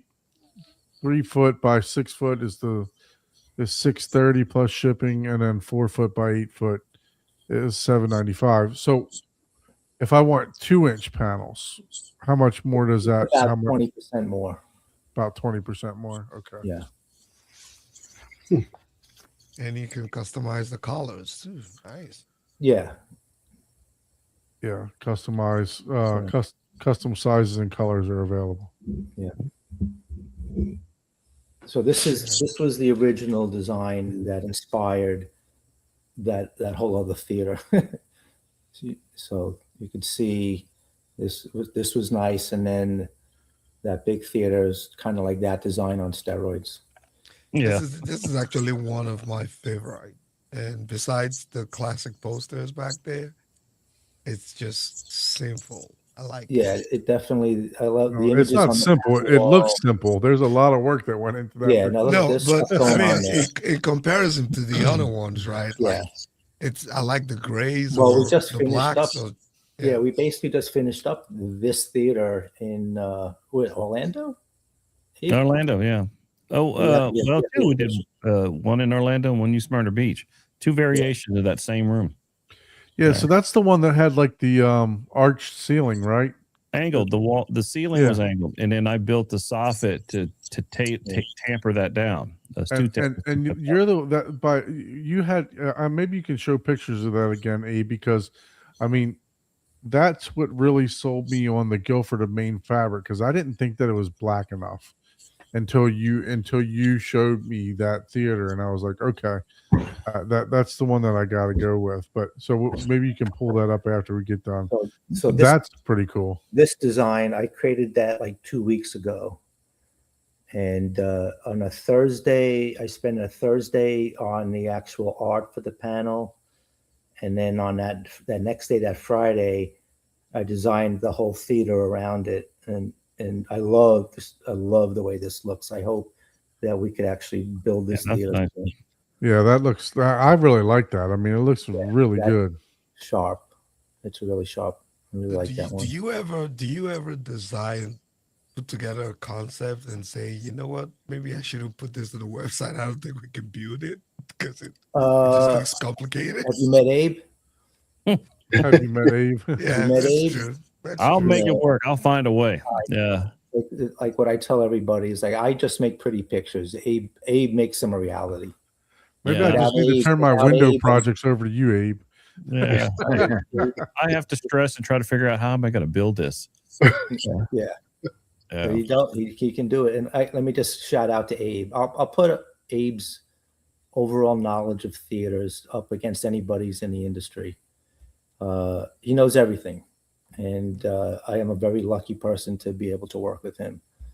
So, yes. I appreciate it. Well, and I enjoy working with you, man. And You going to give him that $20 later or what, Abe? Nah, besides that, he's a great guy. Abe is about to get that pay raise, man. We enjoy working together. We got a great relationship. We've been doing this for a long time, and it's fun. We both enjoy what we do. So, and it's just just a lot of great opportunities. So, definitely fun. And Glenn, someone likes your T-shirt, and they want to know if you went to the Did you see that? Did you go to the concert? That's from King Crimson. Yep. Those in the know are in the know. Let me just say. And if you know what this is, you were waiting about 20 years, 25 years for this kind of concert, and it didn't disappoint. Yeah. I'm out of the know. I thought they were talking about mine, and I responded back in the chat. That's funny. That one's Everybody pretty like cool your too. T-shirts, Yeah. right here. The hardest thing for me is to like go black and white because I'm really into colors. Right. But the more muted tones actually sell better than the colorful ones. Mm-hmm. So when I go simple like that, it's hard. Man, those are nice. And is this a rendering? This one a rendering, or This is that is one of the OG renderings. okay? You should take some of your renderings, your very colorful ones, and then just like shade of gray it and see how. Well, sometimes I do. Yeah, When okay, sometimes when I start here I have two versions. Yeah, that looks like it. Oh yeah, you just did This that. is Yeah, I think you'll see this one, and hopefully I think the Looks next one good. is a very colorful version. That's cool. That's cool. Oh, maybe not. Maybe not the exact next one. Oh, I do have. Well, I didn't put it on there. It should be on there somewhere. It might be up here, No, right I there, don't right think. there. No, that's not it. No, that's not it. That's not the same one. No. Huh. Oh, okay, yeah, I see a little difference there. Yeah, it's a little different. So this is just like going crazy. I mean, this looks, it looks almost three-dimensional. Right. Mhm. That's what I'm saying. Some people will see that and think that it's actually three-dimensional. It's just using the 3D software to create 2D art. With the shadows and stuff like that. Yeah, they really look that's like they cool. really pop. This looks like the what you started off with in your one of the other Yeah. pictures there. Yeah. That one is another favorite of mine. This one here. Yeah, it's like With you're the on the cities. top of Manhattan. Yep. Yeah, I love the door too with the classic. Yeah. Mhm. That's the same door you have to your red room, ain't it? Yes, Yeah. absolutely. Ah. And what when you're designing a theater, right? I mean, what carpets do you like to is there a brand of carpet that you choose more than often, or is it just like you go, how do you choose the carpet, right? Well, yeah, to me, it's like if you have a fairly busy design, then I think the carpet should be very simple. You don't want the carpet and the panel designs fighting each other. Versus if it's if we're not doing any art on the panel, if it's just a Guilford fabric, then I would suggest a more elaborate carpet to give you some more punch in the room. What do we use? A Joy? What do we use a lot? We have 3 carpet companies that we use. Joy Carpets is one of them, which has a lot of theater, commercial grade carpet. Kane Carpet is another one. Yeah, Kane. I meant Kane, right? I like Kane. Kane's another authorized. We're authorized of it, and the other one is. Oh my God, I can't think of the name of it. And we have another company that actually makes some really cool high-end wool carpets out of Ireland, and it's real good stuff. That's the one we did in Schwartz. But Kane has a nice series of somewhat abstract, but they're muted. Right. So they're interesting, but they're not going to fight the rest of the theater. Yeah, Kane I like. Yeah, they've got probably the nicest assortment of fabrics we use. Now, do you have to bring in the carpet designs into your software, or does your software like connect to an No, I existing have to go searching around and then get the sample and then make sure that it's tileable. So when you put it in the theater, it doesn't just look like a series of little squares. Man, yeah, gotcha. Yeah. Yeah, because some home design software, because I did that for a little bit. There's that circle picture you're talking about. Oh, yes, the ceiling, The vendors had like if you were paying for the subscription, you had connections to like manufacturers, like that's cool. Yeah, that's awesome. You know, like Sherwin-Williams. You'd have all their paint colors. If you were to use them. The carpet, you could, select from their existing carpets, old and new, and then bring it in to the 3D design. So I just didn't know. So yeah, you got to do a lot of work. So you have to actually render all of it. And sometimes Glenn likes to make me work, and he'll design a carpet in a rendering that we do for a client. And then I'm like, "Where'd you get this carpet?" It's like, "I just made it up." I'm like, yep, that's what I was wondering. I was like, and then I gotta go find this mysterious carpet. You're like, great. Hey, look, you're damn good at that, because I gave you a design and you went and found on the internet where it came from, and and the design that I showed you was like, it was literally zoomed way in, because it was a huge like football meeting room, and he comes back, he's like, "Oh, that's so and so's football meeting room," and I'm like, Missouri, it was Missouri State's meeting room. And I'm like, how the hell did you find that? How did you even know where that came from? Because I've seen it, I guess, because I constantly digging, and I remembered that I saw that somewhere, and I knew I'd saw it, and I went looked back at like things I'd saved, and like, oh, there it is. Yeah, it was crazy. He just, "Oh, is that from here?" I'm like, "Yeah, how'd you know that?" So yeah, that was from what I remember. That was just a one big solid print as well. They did there in that stadium, in their meeting room. Yeah, for sure. So let's talk about, we talked about the design process a little bit, right? So from start to finish, we here I guess this is some of your design and stuff. So I can tell you that, I contacted Abe about coming on the show, and it's because I was a fan of, I didn't know Abe, I was a fan of Glenn's work, right? Just by looking at the pictures and everything else. And I actually contacted Glenn first and said, "Hey, let come on the show. I want to promote your business. I want, to, and I don't know how big you guys are at the time. You know what I mean? It's like, it's like, I just want to do something good for the community, right? I want to try to help promote, help keep this hobby going, right? So I reached out and said, "Hey, come on," and Glenn was like, "Well, maybe Abe might be better for it. Maybe it might be better for this," right? So and now look at Abe. I mean, he's going to be a podcaster soon, right? Yeah.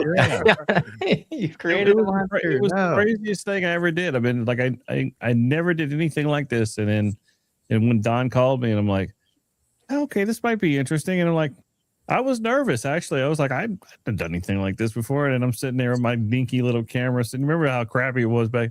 And I'm like, I was like, but it was, I had so much fun because it was just fun talking shop, just, Yep. sitting there, and we just talked about home theaters, and it was actually very refreshing because, after a while, me and Glenn talk about it all day long. And then, I mean, my wife, sometimes you want to talk to other people, and so it was fun to just share that, all the experiences we have with other people. And so, yeah, you guys got me hooked.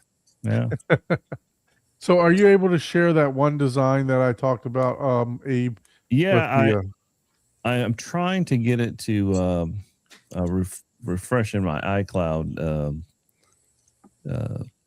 photo so I can just share the screen and then you can see it through there. I have the old photo. I was trying to get the new photos downloaded so you can see the ones he sent me. Okay. I guess I can show the old ones right now. Yeah, let me give me just a second to get right where that was. Yeah. So speaking about the design, I mean, I've mentioned this on the show before. Like I contacted Abe to be on the show, and then just wanted to promote the business. Wasn't looking for anything, anything out of it or anything like that. And then Abe calls me up. He's like, "Hey, I owe you a service." I'm like, "You don't owe me anything." You know what I mean? And he said, "I want to help you, put your theater in CAD and stuff like that." And we're measuring. I mean, I'm already almost 80. I'm almost 90% done with the theater, and we're measuring down to the 16th of an inch for accuracy. At every little window, every the height of the steps, the everything. 'Cause I wanted to recreate his room in CAD. I wanted to know so we could design something. I said I need to. The more precise I can recreate your room in CAD, the more we can kind of really hone in on what we want to do. Here I thought it was the back end bet that it wouldn't be done till 2029. I'm trying to delay it out, get that. Yeah. win. Yeah, I mean, you're still on it. You're still winning that bet. Odds is still in your favor, man. Yeah. Yeah. So, Glenn, the running joke is it's taken me 5 years to build my theater. So Yeah. that's the running joke here. So. That's So what hopefully- happens whenever you I hope you don't wanna finish it pay before a for hurricane gets to you. drywall work, and then drywall work goes up 10 times what it was when you originally. No, I was so cost effective at the time. It was like a guy offered to double drywall and float at level 5 for $4,500. I paid for the material, and then 3 years later, I've hung half of the drywall or myself, and I get a quote to hang half the drywall and float it, and it's like $6,500. I'm like, what's going on here, right? I mean, it's I'm like, oh, I should have did it. I should have just paid the guy the damn $4,500 a long time ago. Yep. Talk about penny wise, pound foolish. Yeah, for sure. I did find some photos. I think I sent a request to share. I don't know if I did it right. it's Hit the yeah. We plus. just You have to plus down at the bottom. Oh no, I think I see the screen. We need to yeah, add it's it to down there. stage. I'll let you do it. Yeah, you just got to add it. There we go. Okay. Is it coming in clear? Yeah. Yeah. So that's the Okay, one. like That's the one in Orlando. That's the kind of the Gatsby light, but this had the angled ceiling. I'll go back to a picture. Now these are some pictures the client had sent to me. But yeah, so this is above a garage, and so it had these angled ceilings, and I just didn't like the way they just terminated in the ceiling. I needed something to break it up. So we built this soffit, and then we've got, of course, the surround speaker and sound. We just put a fiber optic ceiling. This is a one-piece fiber optic ceiling, not even a seam in it. It goes from front to back. Wow. But just to give it some character, kind of give it some height, some illusion of height, having that tray come in there really helped. Yeah, I mean, and the one picture that you showed there, I mean, the angle literally disappears. It's like, wow, you barely can tell that it's there. These pictures, the lighting's kind of light, but when you're in that room and you have the theater lighting in there, you like something like this, you Yeah, don't. you can't even see it. Yeah, It's crazy. When you're in the room and you got the lighting correctly lit, yeah, you don't see any of those angles. I like this one because you kind of did like almost like a wainscot type of design, on this with the like or not like a wainscot, but like a chair mold type of design with the 45-degree Right. angles. Yeah, right in there. Yeah. That's really cool how you guys All did this that. is exposed drywall right here. So this is just Right. paint. Actually, I take it back. We took Luan, 1/4-inch Luan, and wrapped it in Anchorage, Guilford Maine Anchorage fabric, and put it on the walls over the drywall, just so we can have a texture. We didn't want drywall. We looked too cheesy. We wanted fabric. We wanted something nice and soft. So we wrapped Luan in Anchorage onyx fabric, and then this is the 1-inch panel with a 45 miter. This is Anchorage graphite. No, excuse me. Anchorage graphite for the chair rail and for the lower panel. And then this, of course, our framed artwork panel that's with a wood frame, and the wood frame matches the millwork, obviously. Yeah. No, I mean, Yeah, it looks really good. for as simple as it is, I mean, just everything is what I love about your designs is everything is just absolutely symmetrical, right? Everything just falls into place. It's symmetrical, pretty much around the entire room. It's spaced very well. Everything's spaced very well. So Yeah, like our little keystone matches perfectly with the midpoint of the sconce. right, exactly. And those are custom made. We get these made. A guy named Miles Indo. I have to give a shout out to him. He custom makes all of these sconces in California, in Malibu, California. And so he's got a shop there, and he made these. And then I wanted them a little bit different dimensions, so he actually tweaked the sizes of them so that we could get just that size.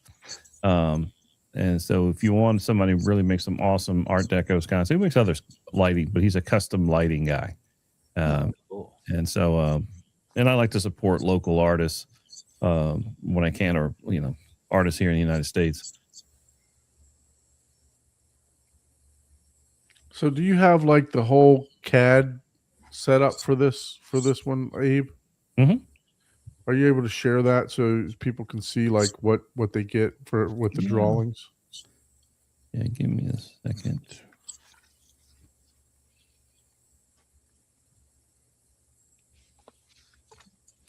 So while we're waiting, it says, "Do you have the crimson?"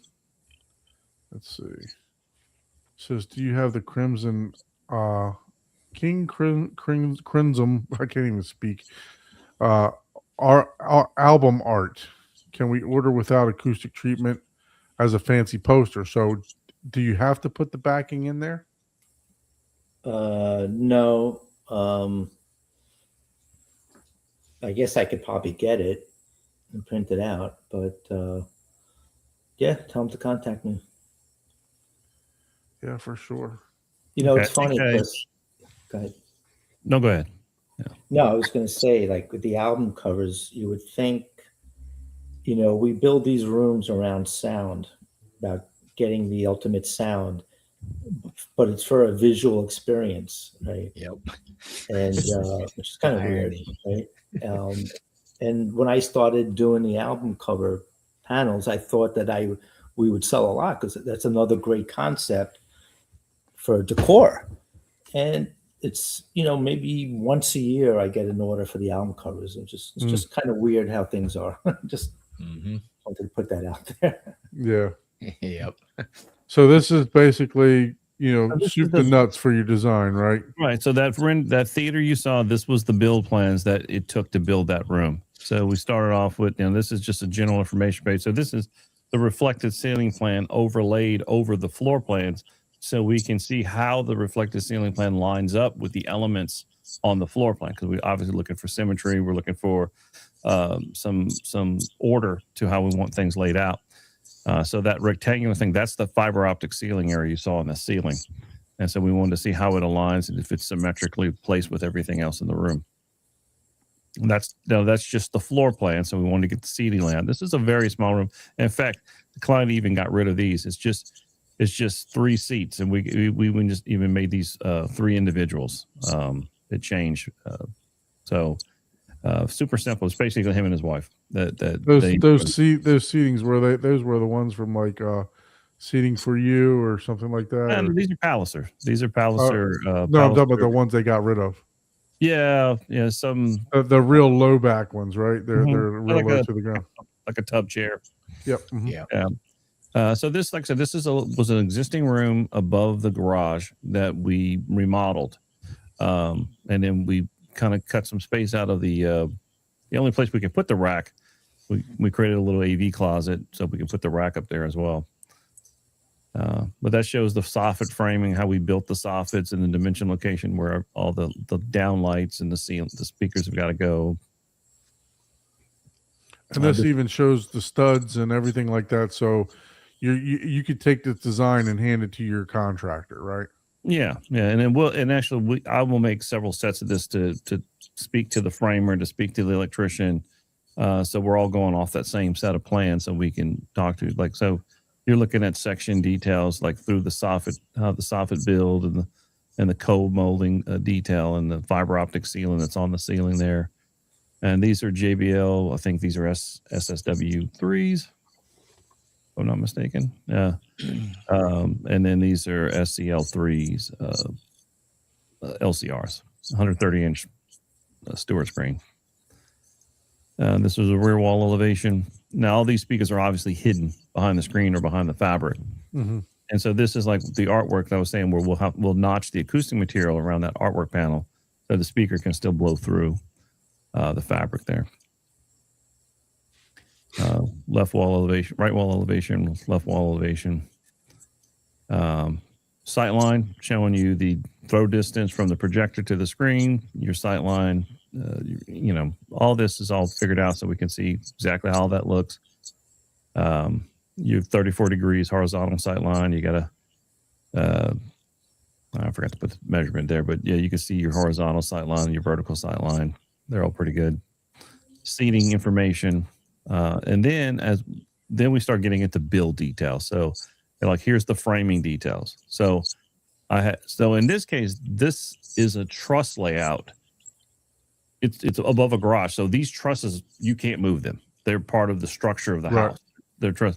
So I measured every single truss location and recreated that in CAD so I can see exactly how I was going to make this room work and where I could put speakers based on how the truss layout and where my seating was.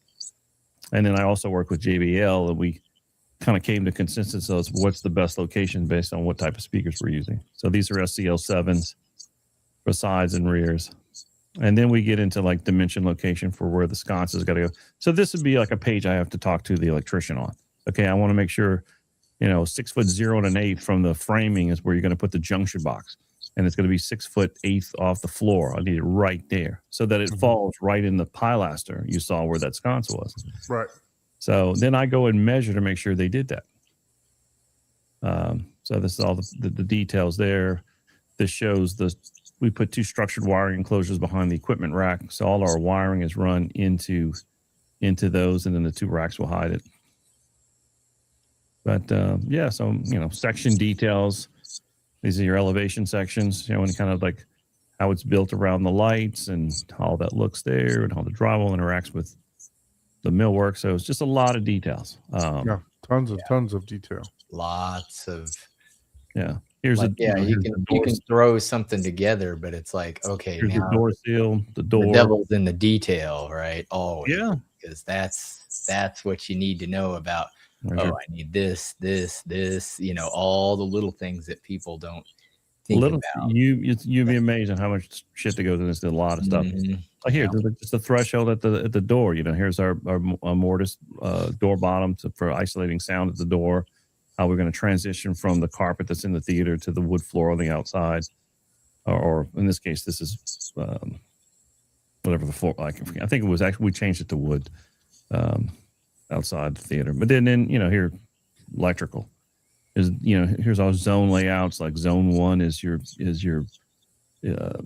actually this is zone 4. Yeah, so we have like light switches here. So it'll say zone 1 is the front down light, zone 2 is the general daylight, zone 3 is the transformer for LED step lights, and zone 4 is the sconces. So we'll go through all the electrical. So there's a ton of stuff, and then here's a schedule with that.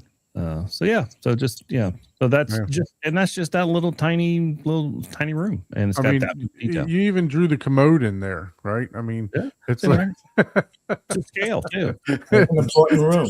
to Yeah, scale, yeah, it's to you know? scale. And the He's sinks even got the commode. He could have just wrote bathroom, right? But no, he had to draw the commode and it's the right there. Yeah. Well, we got to make sure, for sure. Yeah. For So sure. so a lot of work goes into them. So this is basically the same procedure for every theater. Some theaters are only, in this case, 26 pages. Some theaters are 150. Depends Wow. on how much details we got. The one Brewer was an insane amount of details because we had a suspended ceiling that had isolation clips, and we had to do a hat channel layout, and it was a lot of stuff because it was a kind of everything was built inside the room, so that it's like a room within a room type thing. Man. That's it. Yeah, well, thanks for sharing that. Definitely appreciate it. And that obviously, the more detailed, the more pages you get, the more costly it's going to be. I'm sure, right? So when you're Yeah, talking about 28 pages, I'm sure it's not going to be your flat $4,500 fee for that, right? So Yeah, and so that theater was probably comfortably in that $4,500 range. Yeah, I don't think we exceeded the hours that we'd estimated for that one. It was that design was pretty straightforward, but it turned out great. The client loves it, and it sounds amazing. We had JBL just there 2 weeks ago, dialing it in, and when they were done with it, because all these synthesis systems, I always get JBL, those guys to come out and calibrate it because they've heard so many of them. They can just come in there and they know what to do, and then I don't have to think about it. And then when they leave, it just sounds incredible. And so I'm like, hey, I'm happy. My client's happy. I'm happy. We're all good. So for sure. So Glenn, we really appreciate you joining us tonight. I know you had a hard out, and it's already way past that hard out, so I apologize for that. But that happens when we get talking home theater, right? It's just a conversation. It just continues to flow, And I don't know if you want to hang on, because we're going to talk a little bit more stuff here, but you're more than welcome to. But if you have to jump off, we definitely appreciate you being on the show today. But you're more than welcome to stay or join with additional.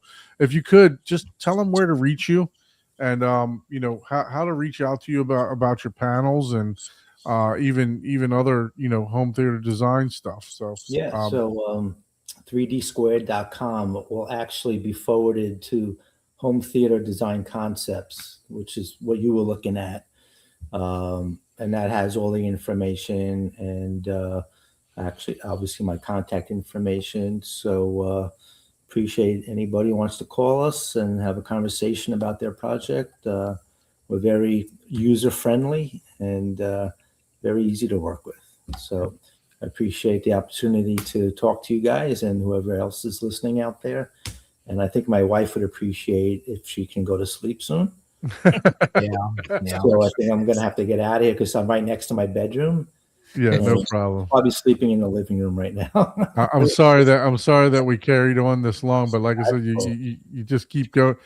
We can just keep talking, and as you can tell, if you let Paul talk in the beginning of the show, he'll that's an extra hour right there. To be continued 3D models. So Glenn, you have the link to the show. So anytime you feel the need to join and just talk shop or whatever, you you're have to more come than back welcome. and show us your art. Hopefully, we'll work on some really, really cool projects that we come out here and talk in detail about those projects. So I look forward to it.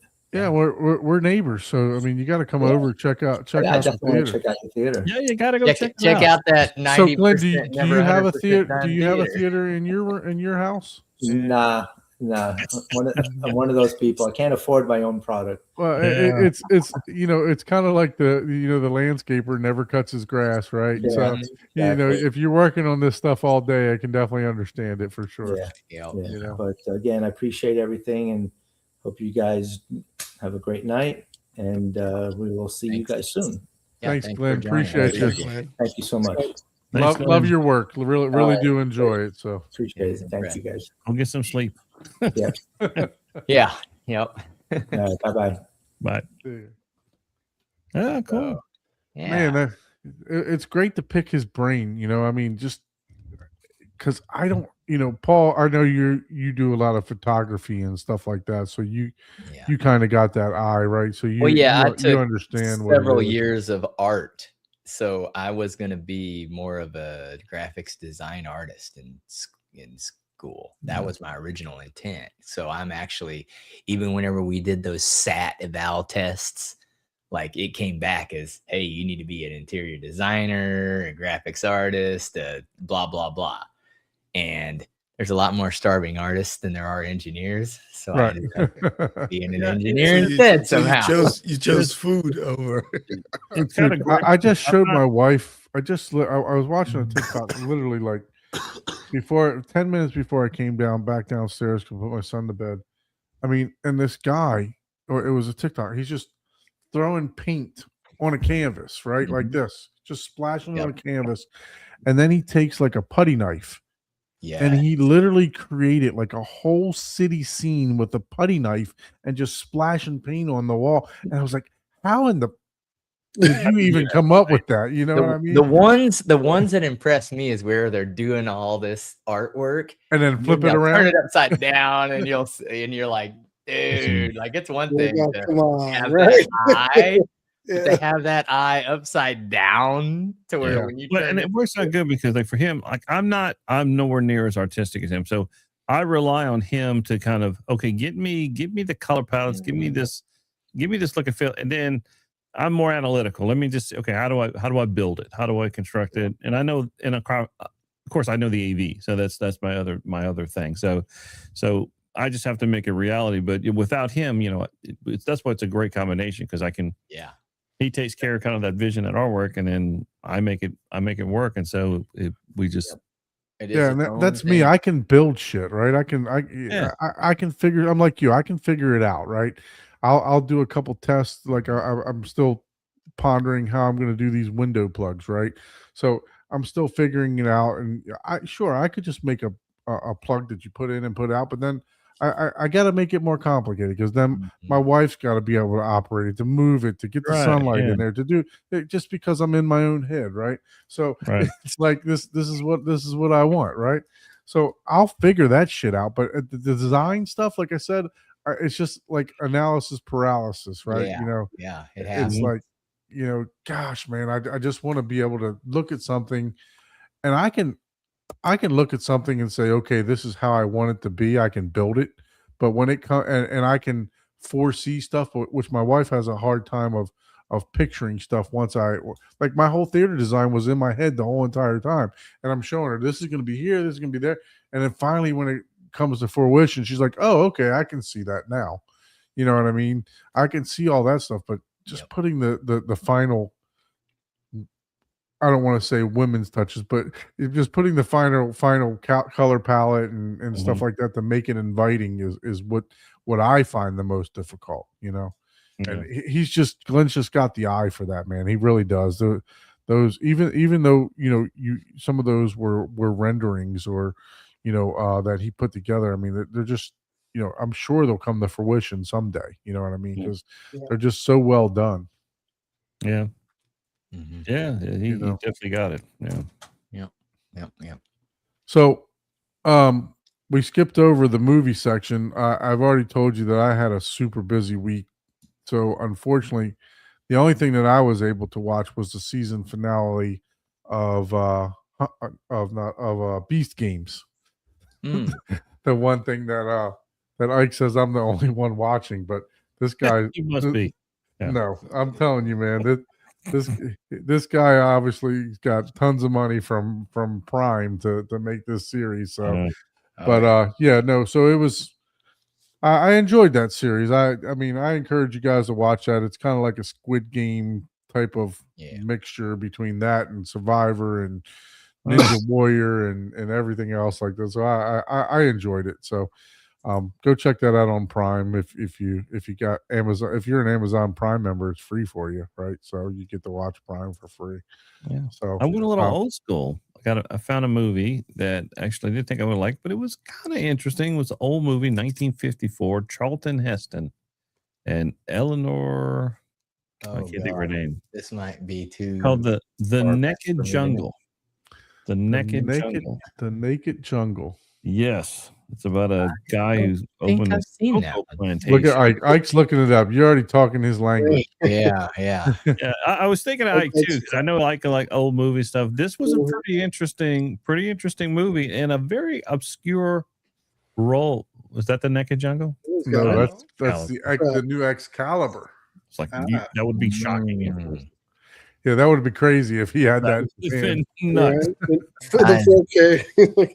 The old school blob. Yeah, Oh that- yeah, well I went up you. I got the 4K. I got the Naked Jungle 4K. Yeah. Yeah. Yeah. Let me pull that original reel out of the back closet. Yeah. yeah. Yeah. It was a pretty interesting movie, but it had a twist to it. There was I didn't know where this movie was going, and all of a sudden it switches, and then they're getting invaded by this army of ants that's basically devouring everything in the jungle, and he has to save his cocoa plantation. And it's a crazy movie, but it was just an oddball of a movie for Charlton Heston. So definitely, if you like old movies, check out The Naked Jungle. I'll have to check that out. It's kind of interesting, That's awesome. Yeah, I'll have to check that one out. Maybe. I don't know. It's tough for me to watch old movies nowadays. Just I love the old movies. Oh, they're the best, man. They are the best. This is the limited edition of the Excalibur. Some of the older movies sometimes to just me are better it because they're came more out this week, right? The 4K version. they're more story driven as opposed to There's dialogue. There's dotted dialogue. yeah. Again, it's like some movies that come out like Ungentlemanly Warfare, right? Like that was a good movie, but there wasn't character building and dialogue that would get you more into a character, right? It was just, oh, this is a cool action movie. You know what I mean? I was going. You may reminded me of something. The first time I kind of felt that someone got the idea of character development and dialogue after so many years of old movies was the very first time I saw Pulp Fiction. And Quentin Tarantino did just such a marvelous job of bringing back awesome dialogue, great character development, and it was a breath of fresh air at the time because there was nothing like that. It reminded me so much of the old school movies where there was such a pivotal part of the movie. Plus, you had all the cool violence and everything else that he brought to the table. So I definitely earned a instant kudos to him on that because it's still one of my favorite movies. But I just remember being in such awe of that the very first time I saw it. It's like it was such a breath of fresh air. See, yeah, for sure. Yeah, I mean, he did it somewhat with Reservoir Dogs and everything, but Pulp Fiction just popped. It just really was perfect in every sense. It was the one that so you can't miss anything on that one. No, it was great. So Scotty, I appreciate you being on the show. I know that it's been a while, but and we took up a lot of time for Abe and Glenn. But what have you been working on, man? I know that you've been in the chat kind of heavily of the Home Theater Hub chat. What you been working on over there? Well, the geek that is hacking other people's software because he's frustrated and not actually sitting back and enjoying his movies. So I have a couple of TVs that are Android based, and Android based TVs have a problem with Dolby Vision 7, which comes from like UHD 4K rips. So you can have, I was running Jellyfin, and there's been a lot of complaints on Jellyfin and Dolby Vision. So over the last couple of days, I took the Jellyfin client, ripped it apart, hacked into where the player was doing the Dolby Vision side, stripped out the layer 2, recombined the layer 2 into one layer, then rewrote rewrote it so when it's distributed to the TV thinks it's Dolby Vision 8.1, which is compatible because that's what your streaming services run on. Oh. And so therefore, instead of getting HDR, now I get Dolby Vision. Now, there's a couple of clients that already do it, and so the new version of Jellyfin attempts to do it, but it fails more than I wanted it to, and it was super frustrating. And I'm like, screw it, I'm just gonna hack the software, rewrite it, and so I think it Couldn't was you just buy a new $200 TV, Scott? so last night. I published the code and released it and put it up on GitHub, and people can try it out. It's working. That's awesome, dude. I mean, That's- that's super That's an cool. engineer for you. All right, you MFers. Oh, And like, it's been a request for like 10 years, and I'm like, come on, it can't be that hard. I don't even know what jellyfin is, so I'm just going to be So it's honest. like Plex. It's like It's a Plex. jellyfish. So you know how Plex, It's Plex on yeah. a TV that doesn't. You know what Cody support- is, right? Yeah, I know Like a what it home is. It's media. like, Yeah, Jellyfin is like a fork. oh, Cody. okay. So I- Cody, There's MB, MV, Jellyfin, you know. Plex. oh, okay, yeah. They're all, Plex. They're all based on Cody. Yeah. they're all based on. Okay, yeah. I haven't played around with that in So years. Cody has that option where you can force it in, but honestly, like I was looking at the two different packages, and Cody is cool, but it doesn't really work well for like streaming remotely. So Jellyfin's a good option, kind of like Plex. Mm. And Cody's like you gotta be kind of geeked out, right? Like the menuing is just crazy on that thing. Isn't that what that device that you had, Ike? What was that device that you used as kind of like a processor for a little while Oh, The- I got the- one right here. to, Yeah, to the transfer? HD Fury. Where is it? Yeah, the HD Fury. Yeah. So Mhm. basically, you rewrote what the HD Fury was doing, right? Did I? Yeah. For Jellyfin. No, is what he's no. saying. I mean, HD I Fury mean, is a it's bit not doing different, LODV, right? right? You're just doing 8.1. Yeah. So, So basically, I made Jellyfin do kind of what Cody does, but Yeah. maybe a little bit more advanced. you know. Mm. because it's still going to be TV led, I guess, Yeah. I see. Yeah. instead of playing. So I mean, like around. honestly, like so if you look at like your ZDoo, right? It supports DV7, right? But it's also stripping some layers to do so. Yeah. Yeah. Yep. It's Or playing you're around, looking so- at your Shield. It does a similar kind of method. It's not doing like the full. So you're not getting lossless Dolby Vision, is what you're saying. You're removing part of it, right? And I'm going to ask a double Bring it question. back together. Is this for getting interfacing with movies you have on your NAS drive or your hard drive, or is this for downloading or streaming movies you're getting from someplace? No, this is for movies on your hard drive, right? So Like, well, you how can hit easy up is it to Netflix, do, you can hit up Amazon Prime, and they show up Dolby Vision, right? Or Apple TV. But if you were to try to stream it from your NAS, a lot of times you can't get Dolby Vision from your NAS because Oh, okay. it'll come up as HDR, right?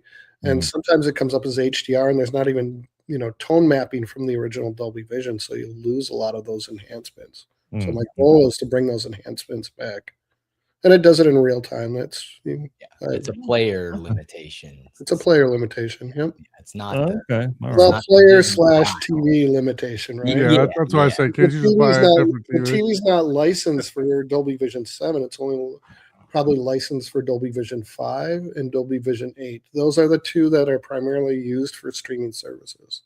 Oh, okay. And streaming services equals not quite as good quality, right? Mhm. All around, especially in the audio side. Now you published this, right? So I did. do you charge anything for that? Is there a donation for it, or I mean, the Jellyfin project's Yeah. open source, so I just published it back up, and it's open source, free to the people. So You it's- can always that's what I did. donate to I anybody. can always people. donate, right? Yeah. Yeah, I mean, like something that annoyed me is, and I fixed.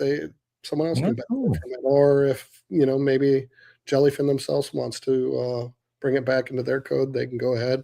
They're probably going to look at it and go, "Who the hell's this sloppy coder?" But hey, it works. And Yeah, if they Yeah, wanna that's all yeah. that matters, man. It if they works. want to clean it up and do whatever, they can do that. Yeah. that's cool. That's cool. Open source, they can figure it out. Yeah. That's awesome. So, how about you, Paul? Were you able to watch any movies this weekend or this week? What have you been Yeah, up to? yeah, I did.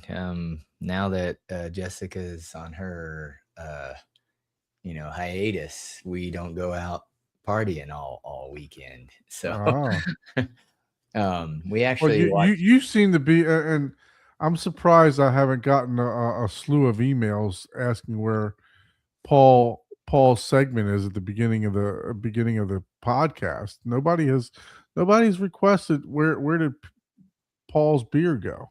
Yeah, what know, you so- yeah. So I know that you've been Well, during this time, maybe you should review non-alcoholic beers and then get and give us some feedback on some O'Douls that you tried. Disgusting. That would be more traumatizing for Paul. No, I'll start reviewing tea and coffees. there you go. Mhm. The caffeine-free coffees. I ain't doing no non-alcoholic beers. I'd really try this O'Doul. It's quite lovely.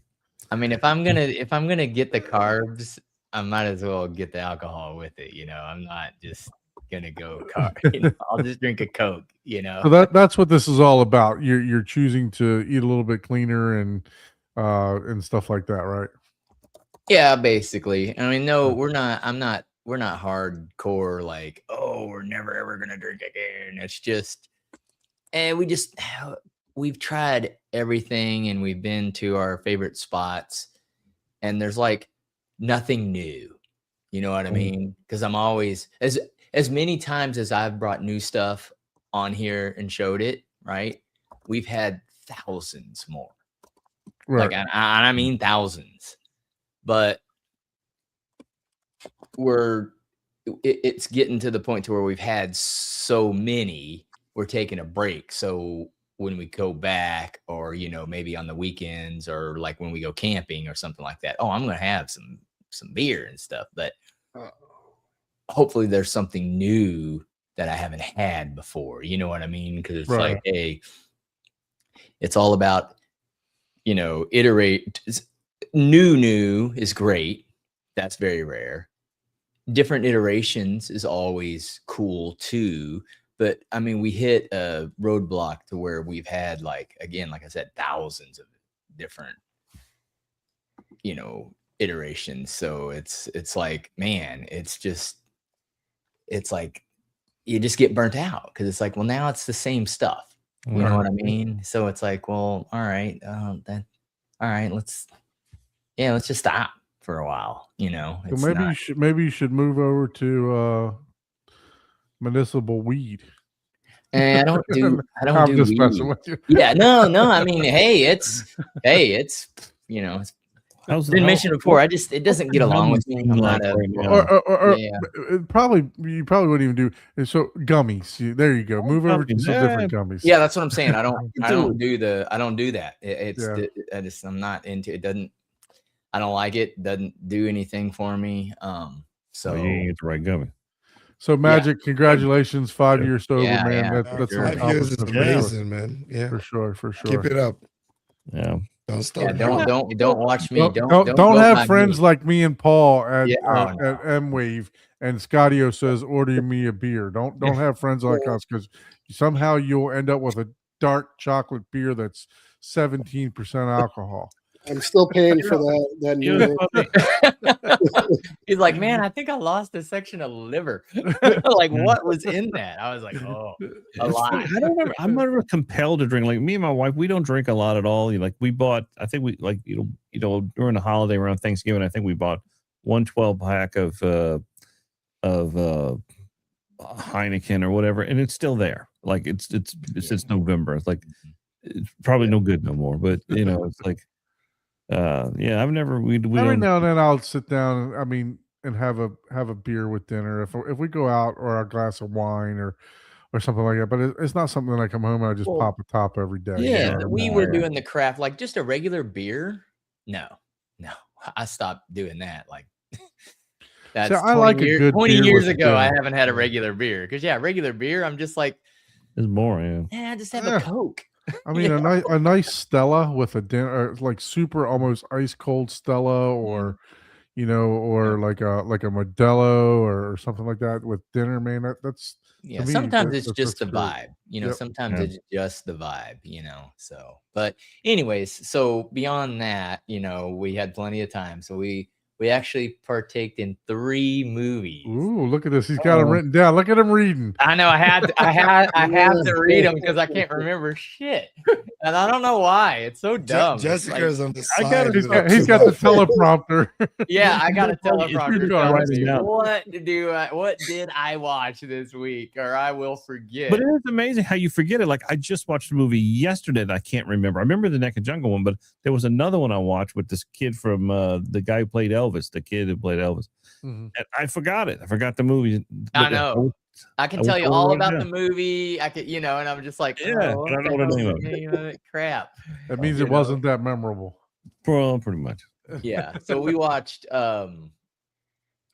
Mercy Oh, the new one. Yeah, that's quite with expensive Chris Pratt. on That was pretty- Kaleidoscape. That was pretty interesting. I mean, it wasn't anything new or unexpected, to be honest. But that was that was one of those Sixers, Mhm. like Okay. yeah. Then we watched One Battle After Another. I haven't seen that one. You liked it? Yeah, that one was pretty good. That was pretty good. Very blurry. Oh. So Kaleidoscape is pretty proud of that one. It's $34.99 no. for that one. No. So that one's on the you can see on the top here. That's my wish list. The orange star. Gotcha. Jeez, So- that's like okay. steelbook prices right there. That's- Yeah, that's so amazing. that's one of the more expensive ones that has come out on Kaleidoscape, and I think it's still in theaters. I think too, right? I Is think it? I think it's still in theaters. That's why it's so expensive. Maybe that's Mm. Yeah, no, that one's on the wish list until it drops to like $14.99 or something Yeah, like that. yeah. So, And honestly, that's where I would put that one. The Yeah. I $14.99. think it's $28 on Yeah, Amazon yeah. right now. Yeah, yeah. for sure. yeah. And But- then I watched, and I did not watch this for the longest time just because of the slipcover art. Oh, I guess that somehow I got turned down. No, we can hear. I watched Begonia. Oh, there you go. It's on my list to watch. I actually liked that. Thank you. That one was a good Begonia? Begonia. A Yeah. lot of flower, right? But A I was flower- thinking the same thing. I was looking at the artwork and I'm like, I don't know. No, Like, no, this ignore is it. stupid. Let's put it this way. Ignore the artwork. It has nothing to do with it. I don't Not a know gardener? why they chose that artwork. No. That's completely unrelated to the movie. Okay. Now the question is, did you listen to the credits? Like I told you. Yeah, dude, my comment to Jessica was, this is what the fuck Don thinks is a mate. Like, okay, it's Atmos. Big deal. I hear the nature. But it's the credit. They No, but they I took think the it's because time to you put were it in the expecting credit. it, right, Paul? Right? Yeah, probably. No, I so. wasn't. I realized, oh yeah, this is why Don said watch this. I like the movie way better than I did the freaking credits. No, I love the movie. I thought the movie was I thought great. you were saying, oh, you should. Is this the movie? Which of the movies? As you said, well, the movie's not that good, but the credits you got. I thought this is what that movie was. No. This one I did enjoy the movie Okay, thoroughly. that you must know, be a What? different movie because I was like, the credits isn't what makes this movie. The movie is what makes this movie. This is a good movie, you know. Yeah, no, I enjoyed it for sure. But what's I guess like you said, like it surprised the shit out of me. Like you got credits rolling and you got all of a sudden birds start chirping and then did you stay for the thunderstorm too? I fast forwarded to that part. I didn't let Okay. it build up. I see. You know, While credits are rolling, they're just doing crazy shit with surround sound. Exactly. yeah. Oh, that's kind of cool. They're doing That's some front cool. height work for sure. You know, like Oh, it's- okay. Yeah, and it's That's like pretty cool. what engineer, what movie company is going to spend the Mhm. money to engineer that for credits? Well, Right, that's so how that- they were. That's how they were able to say that. Hey, we're a Dolby Atmos movie because our credits are in Dolby Atmos. Is that the only section of the movie in Atmos? Yeah, that's it. Ah, Credit. man, that would be messed up. honestly, there's a couple. Yeah, there's a sounds, couple but good yeah, explosions. honestly, yeah, the credits is where the Atmos is.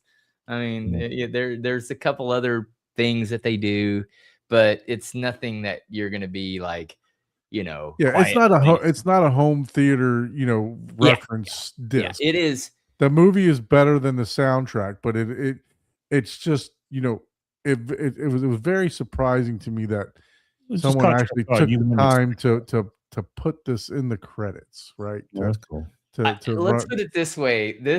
All I can say without spoiling the movie. yeah, that you can't say much. No, I'm not gonna say. This is like a psychological thriller. But the next time I watch it, it's gonna be a comedy. Correct. Yep. Yeah. That's all I can. That's all, dude. And that will never make sense unless you've seen this movie. No, it doesn't make Mhm. it I just was left me oh like, my god. it just left me like, what the, you know what I mean? Well, but it's not even. I didn't get spoiled on it at all, but I kind of already saw where it was going. So Ooh. that's where I was like, oh, dude. Yeah, it's tough. You- It's tough. It's you worth to know- watch. It's my favorite movie of the year last year. As Oh, far as, wow. Yeah. as far as, It's far as the worth a story. watch. It's worth a watch. Without It sounds like I blind watched everything everywhere all at once, and I was just like, "What is going on?" Yeah. Oh, yeah. Now is that where is it? No now? idea. Is anybody streaming that movie right now? Is it on Netflix? Is it on Prime? Is it Yeah. somewhere? I haven't Amazon, seen the it. Aren't 4K you is on signed on to Amazon. Plex Emporium? Plex, Yeah.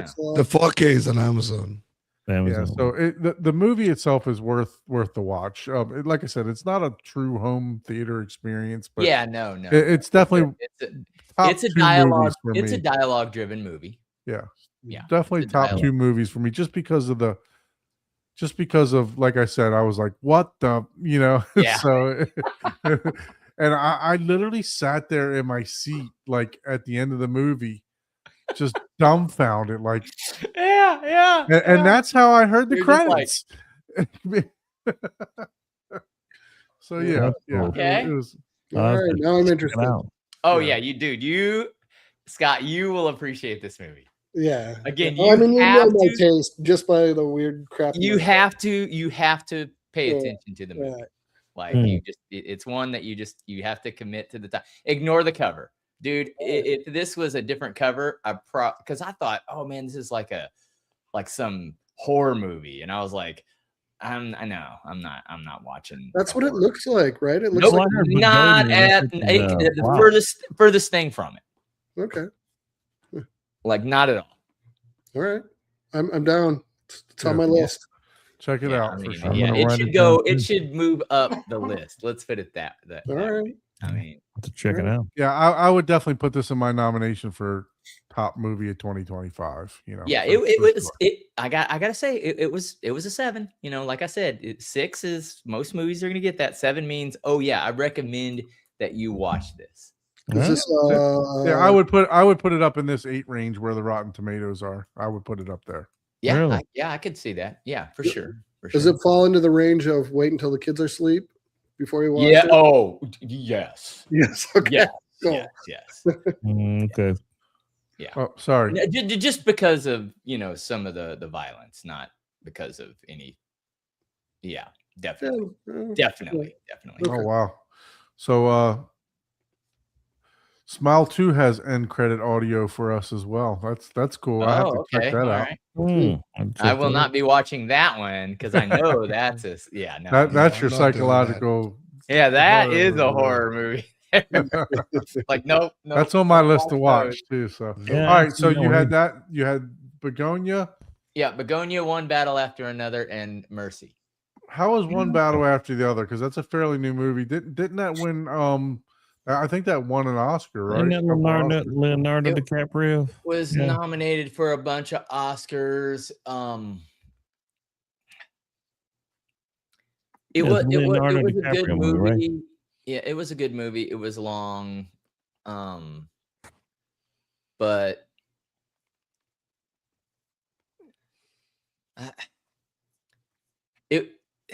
I don't know how to explain that one. It's that scene. I watched the previews. The previews on that one's kind of like I want to watch it, but it's just kind of okay. There you go. Whatever vibe you're getting from the previews, that's pretty much the movie. yeah. And it's long. Oh, really? Oh. Yeah. So it's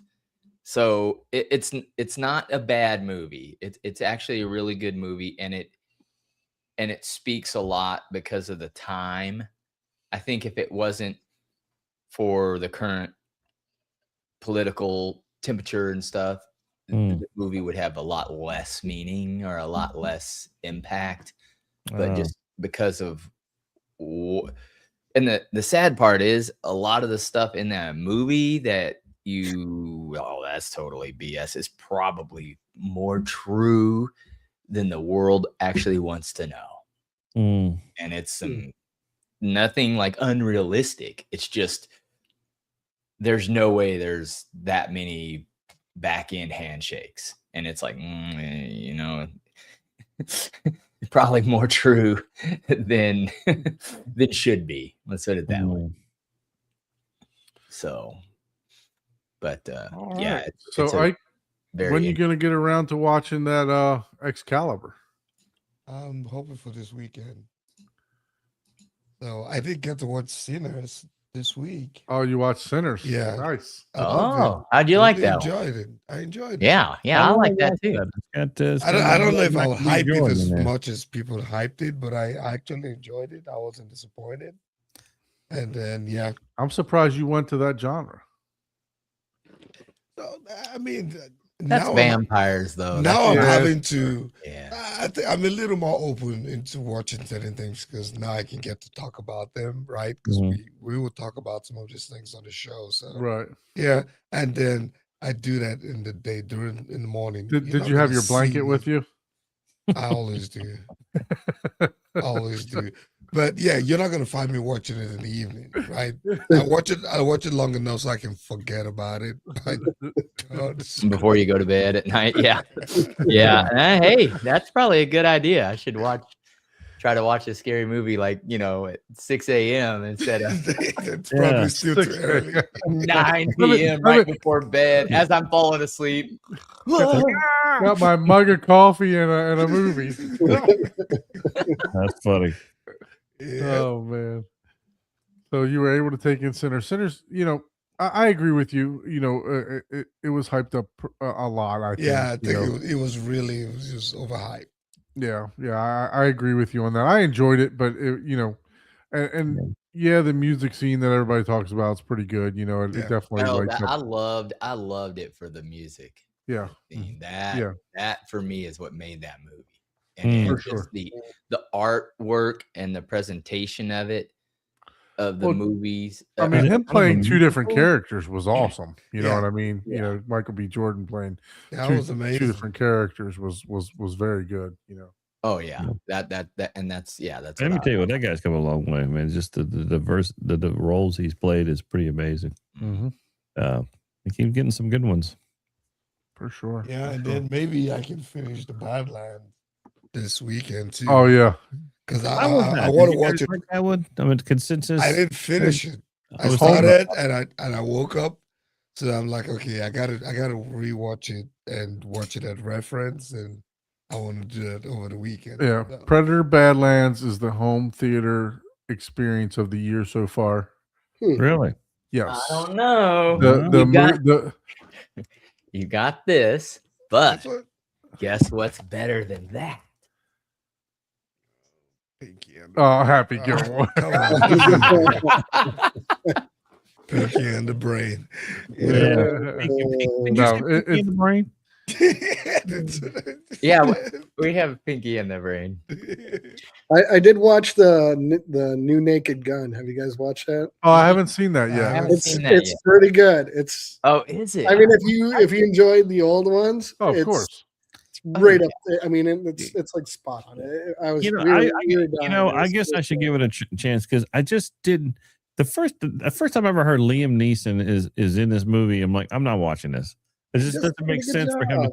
But I guess maybe I got to give it a shot because I mean, who's going to stand? You know, You got to nobody's just gonna get do as good over of like who that it's a replacement of character, right? Like, but he does a really good job with the character. Nah, maybe I got to be open I'm minded. still waiting to pull the trigger on this one, Paul. Your one from last week. Oh yeah. So it's Yeah. actually on special now for $14.99. There you So go. it came on. Oh, is that Uh, the one? That's the Caught movie. Stealing. That's Yeah. the movie I That's the watched. one you watched called Stealing. Yeah, that's the one with the guy from who played Elvis, right? Yeah, I think I Yeah, so. the guy he played. Didn't he? Yep. Didn't he have the actor who played Elvis in the It's Elvis movie biopic? What's his face? Yeah, I don't know. the Cast and crew. previews I have don't him, think and that's the him. previews have him going into that apartment, and Mhm, yeah. he gets in all Yeah, kinds I of watched that stuff. movie. It's yeah, I won't say nothing. It's interesting. Okay. Yeah, it was pretty good, but again, it wasn't a. It was again a 6. It was like, yeah, it's a good movie, but it was like, Meh. that's not one that I was like, oh, you got to watch this. Yeah, no, I mean it's on Netflix right now for free. So it's kind of hard for me to I pay watched it because it 14. was Netflix. Yeah. It might. It's kind of hard for me to pay $14.99 for it when I know it's for free. Yeah. Mm. And it's not. If it were something that I would say, okay, I'm going to make a script of, and for demo material, yeah, I'd buy it in a heartbeat. Well, yeah, and that's what I did, right? I watched Badlands, on a streaming service, I think, and then I'm like, oh man, I'm gonna have to get that, and I'm gonna rewatch it probably with the Several full times. non-compressed audio, and, Bless you. it's gonna be way better, I want the to go second- over to Mr. Long's theater or something and watch that one. I want to check that one out. Oh, Well, when you come down this month, we can put it on for sure. that's all right. crazy. Yeah. There's two excuse me. There's two scenes right in the beginning that there's a sword that literally flies right over your head. I mean, it's spatial audio 100%. Mhm. There's one that comes right in front of your face. Just crazy. They did a really good job with the use of surround. Yeah, I mean the movie itself is okay, but just the sound. I itself like the movie. It Yeah. like I said, it wasn't again. It wasn't. Oh, you gotta watch this, but it was a good, Right. it was a good movie. And it stood on its own. You didn't even ever have to see any Predator Correct. movie Yeah, at all, and it was Well, it's like a prequel too, right? So, yeah. Oh, really? Is it kind of a prequel to Yeah. like It's the a pre- it first is. Predator? Okay. way Early? before. Yeah. Yep. Before get to the chopper. Yeah. yes. Well before. Do it now. Well before Earth was in sight. yeah. Yeah. Before I don't have time to bleed. Yeah. I was like, that's my favorite line. I think one of my favorite. It's not a tumor. Kindergarten cop. All right, gentlemen. Well, look, I did want to announce one last thing on the show before we wrap it up. I got some exciting news. Oh, I can't go without talking about Kaleidoscape. So we got to talk about Kaleidoscape here. So we got they're introducing a new Terra 30. So that's coming out, and what's getting better is this right here. If you The add a price? Strato C, Oh, if you add a Strato C to this, the Strato C is only $2,000. That's normally a $4,000 unit. yeah, Isn't it $28.95 or something right now? Yeah, so it's they're bringing the prices down on these. Obviously 30 terabyte. You guys are gonna look at me like I'm crazy with my head spinning. When Scottio can scrub the internet and find a 28 terabyte for $500, but yeah. But yeah, so the prices for Kaleidoscape, I think, yes, they just raised the 8 terabyte price like $2,000, which I found was completely insane. But Yeah. for this one, 30 terabytes, and a Strato C for 14 grand. I think that's a good price for what they got. So I think they're trying to do it. It says it'll hold 400 movies. So yeah, I mean, it's. Oh. Is it the optimal? No, but it's getting there for sure. And there's still a limited time. They're going to be running out of that promotion with the 18 terabyte, and the Strato C will be ending soon. Yeah. which was at 9,900 for the 18 terabyte. Yeah, correct. Yeah. Yeah, they're going to end that soon, and it's going to go back up. Yeah, they don't have the 8 terabyte anymore. Any of you guys got one I can They have the SSD 8 terabyte. Yeah, yeah, correct. Don't say it. Don't say it, Scott. Don't You say guys- it. You guys have one I can play with? I just want to demo it. Yeah, we want a demo. I'll We pay want a shipping demo. back and forth. We want a demo. I was talking to a client this week who says, "Can you add a hard drive to that Kaleidoscape system?" Yes, you can. Their hard drive. It's like, Yeah. you can't add a NAS drive to it? It's like, nope. Yeah. Not easily, I'm sure. Maybe there's somebody out there who's figured it out, but Oh, people have. yeah. But so It's locked. They not that I can recommend. But Yeah, no, anytime you hook something up to that, even like a capture card or anything like that, it blacks it out like that. Like boom, boom, gone. Yep. So yeah. because I was trying to show, on the show, through the capture card, just gonna play. I forgot what I was gonna play, but as soon as I hit play, it just blanked it out completely because it knew the Yeah, capture card was They there. got to follow all the rules, right? They need to have the HDCP compliance. They need to show that they're doing Doing it, yeah. their best effort to lock that down because well, it it was the only way they were going to survive and get the contracts and relationships they had with the studios that they had. exactly. For sure. Well, listen, if you guys would like to build a dream home theater, make sure that you're reaching out to Abe at 3D Squared, right? Yeah. Design your home theater with them, and Glenn. If you're building your own theater, reach out to them so that you can buy panels and printed artwork from them to put hang into your theater. So they have plenty of different services. If you We're not are, snobby. I'm sorry. I said, we're not snobby. We'll help you out no matter how we can. Yeah, for sure. Just great people. I love Abe. Abe came on the show, and like you said, it was brand new to all this, and now look at him. He's like a professional podcaster now. So I know, man. He's gonna outdo us in like a year. He's Hey, gonna look at that background. Need to upgrade, man. Wow. You're still using StreamYard. I was playing with that the other day. It's pretty amazing some of the stuff you can do on it. Yeah, that's pretty So cool. you can reach out to them. The phone number here is 561-843-4966, or the Atlanta number, which I guess would be you, Abe, at 770-450-9872. And then you can obviously email Glenn at 3dsquared.com. And what's your email? You can do Abe at 3dsquared.com as well. Abe at 3dsquared.com. Yeah, I So gotta get make sure online you now. guys send them some business, if you're looking for panels and stuff. I mean, for the type of artwork that's done on those panels, I don't think $250 is bad at all. I mean, it's No. you guys are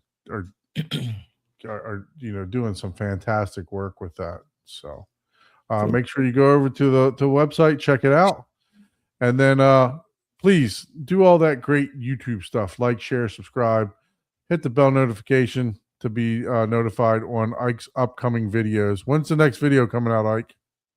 Probably this weekend. What is it? What are we looking at? What are you doing? SVS. SVS? Okay. Yeah, and you guys know I don't post videos, so I just do the live stream. I'll get to it one of these days. Yeah, exactly. So, and if you'd like to be a guest on the show, please shoot us an email at hometheaterhublive@gmail.com. As of right now, I think next week is open. So we do need a guest for Home Theater Tour, or if one of the industry professionals is watching this, we'd love to have you on also. So thank you so much for that. And then until next time, lights down, sound up, and Get don't up, blame us for like your next lights. upgrade. Yep. All right, guys, take it easy. Don loves spending your money.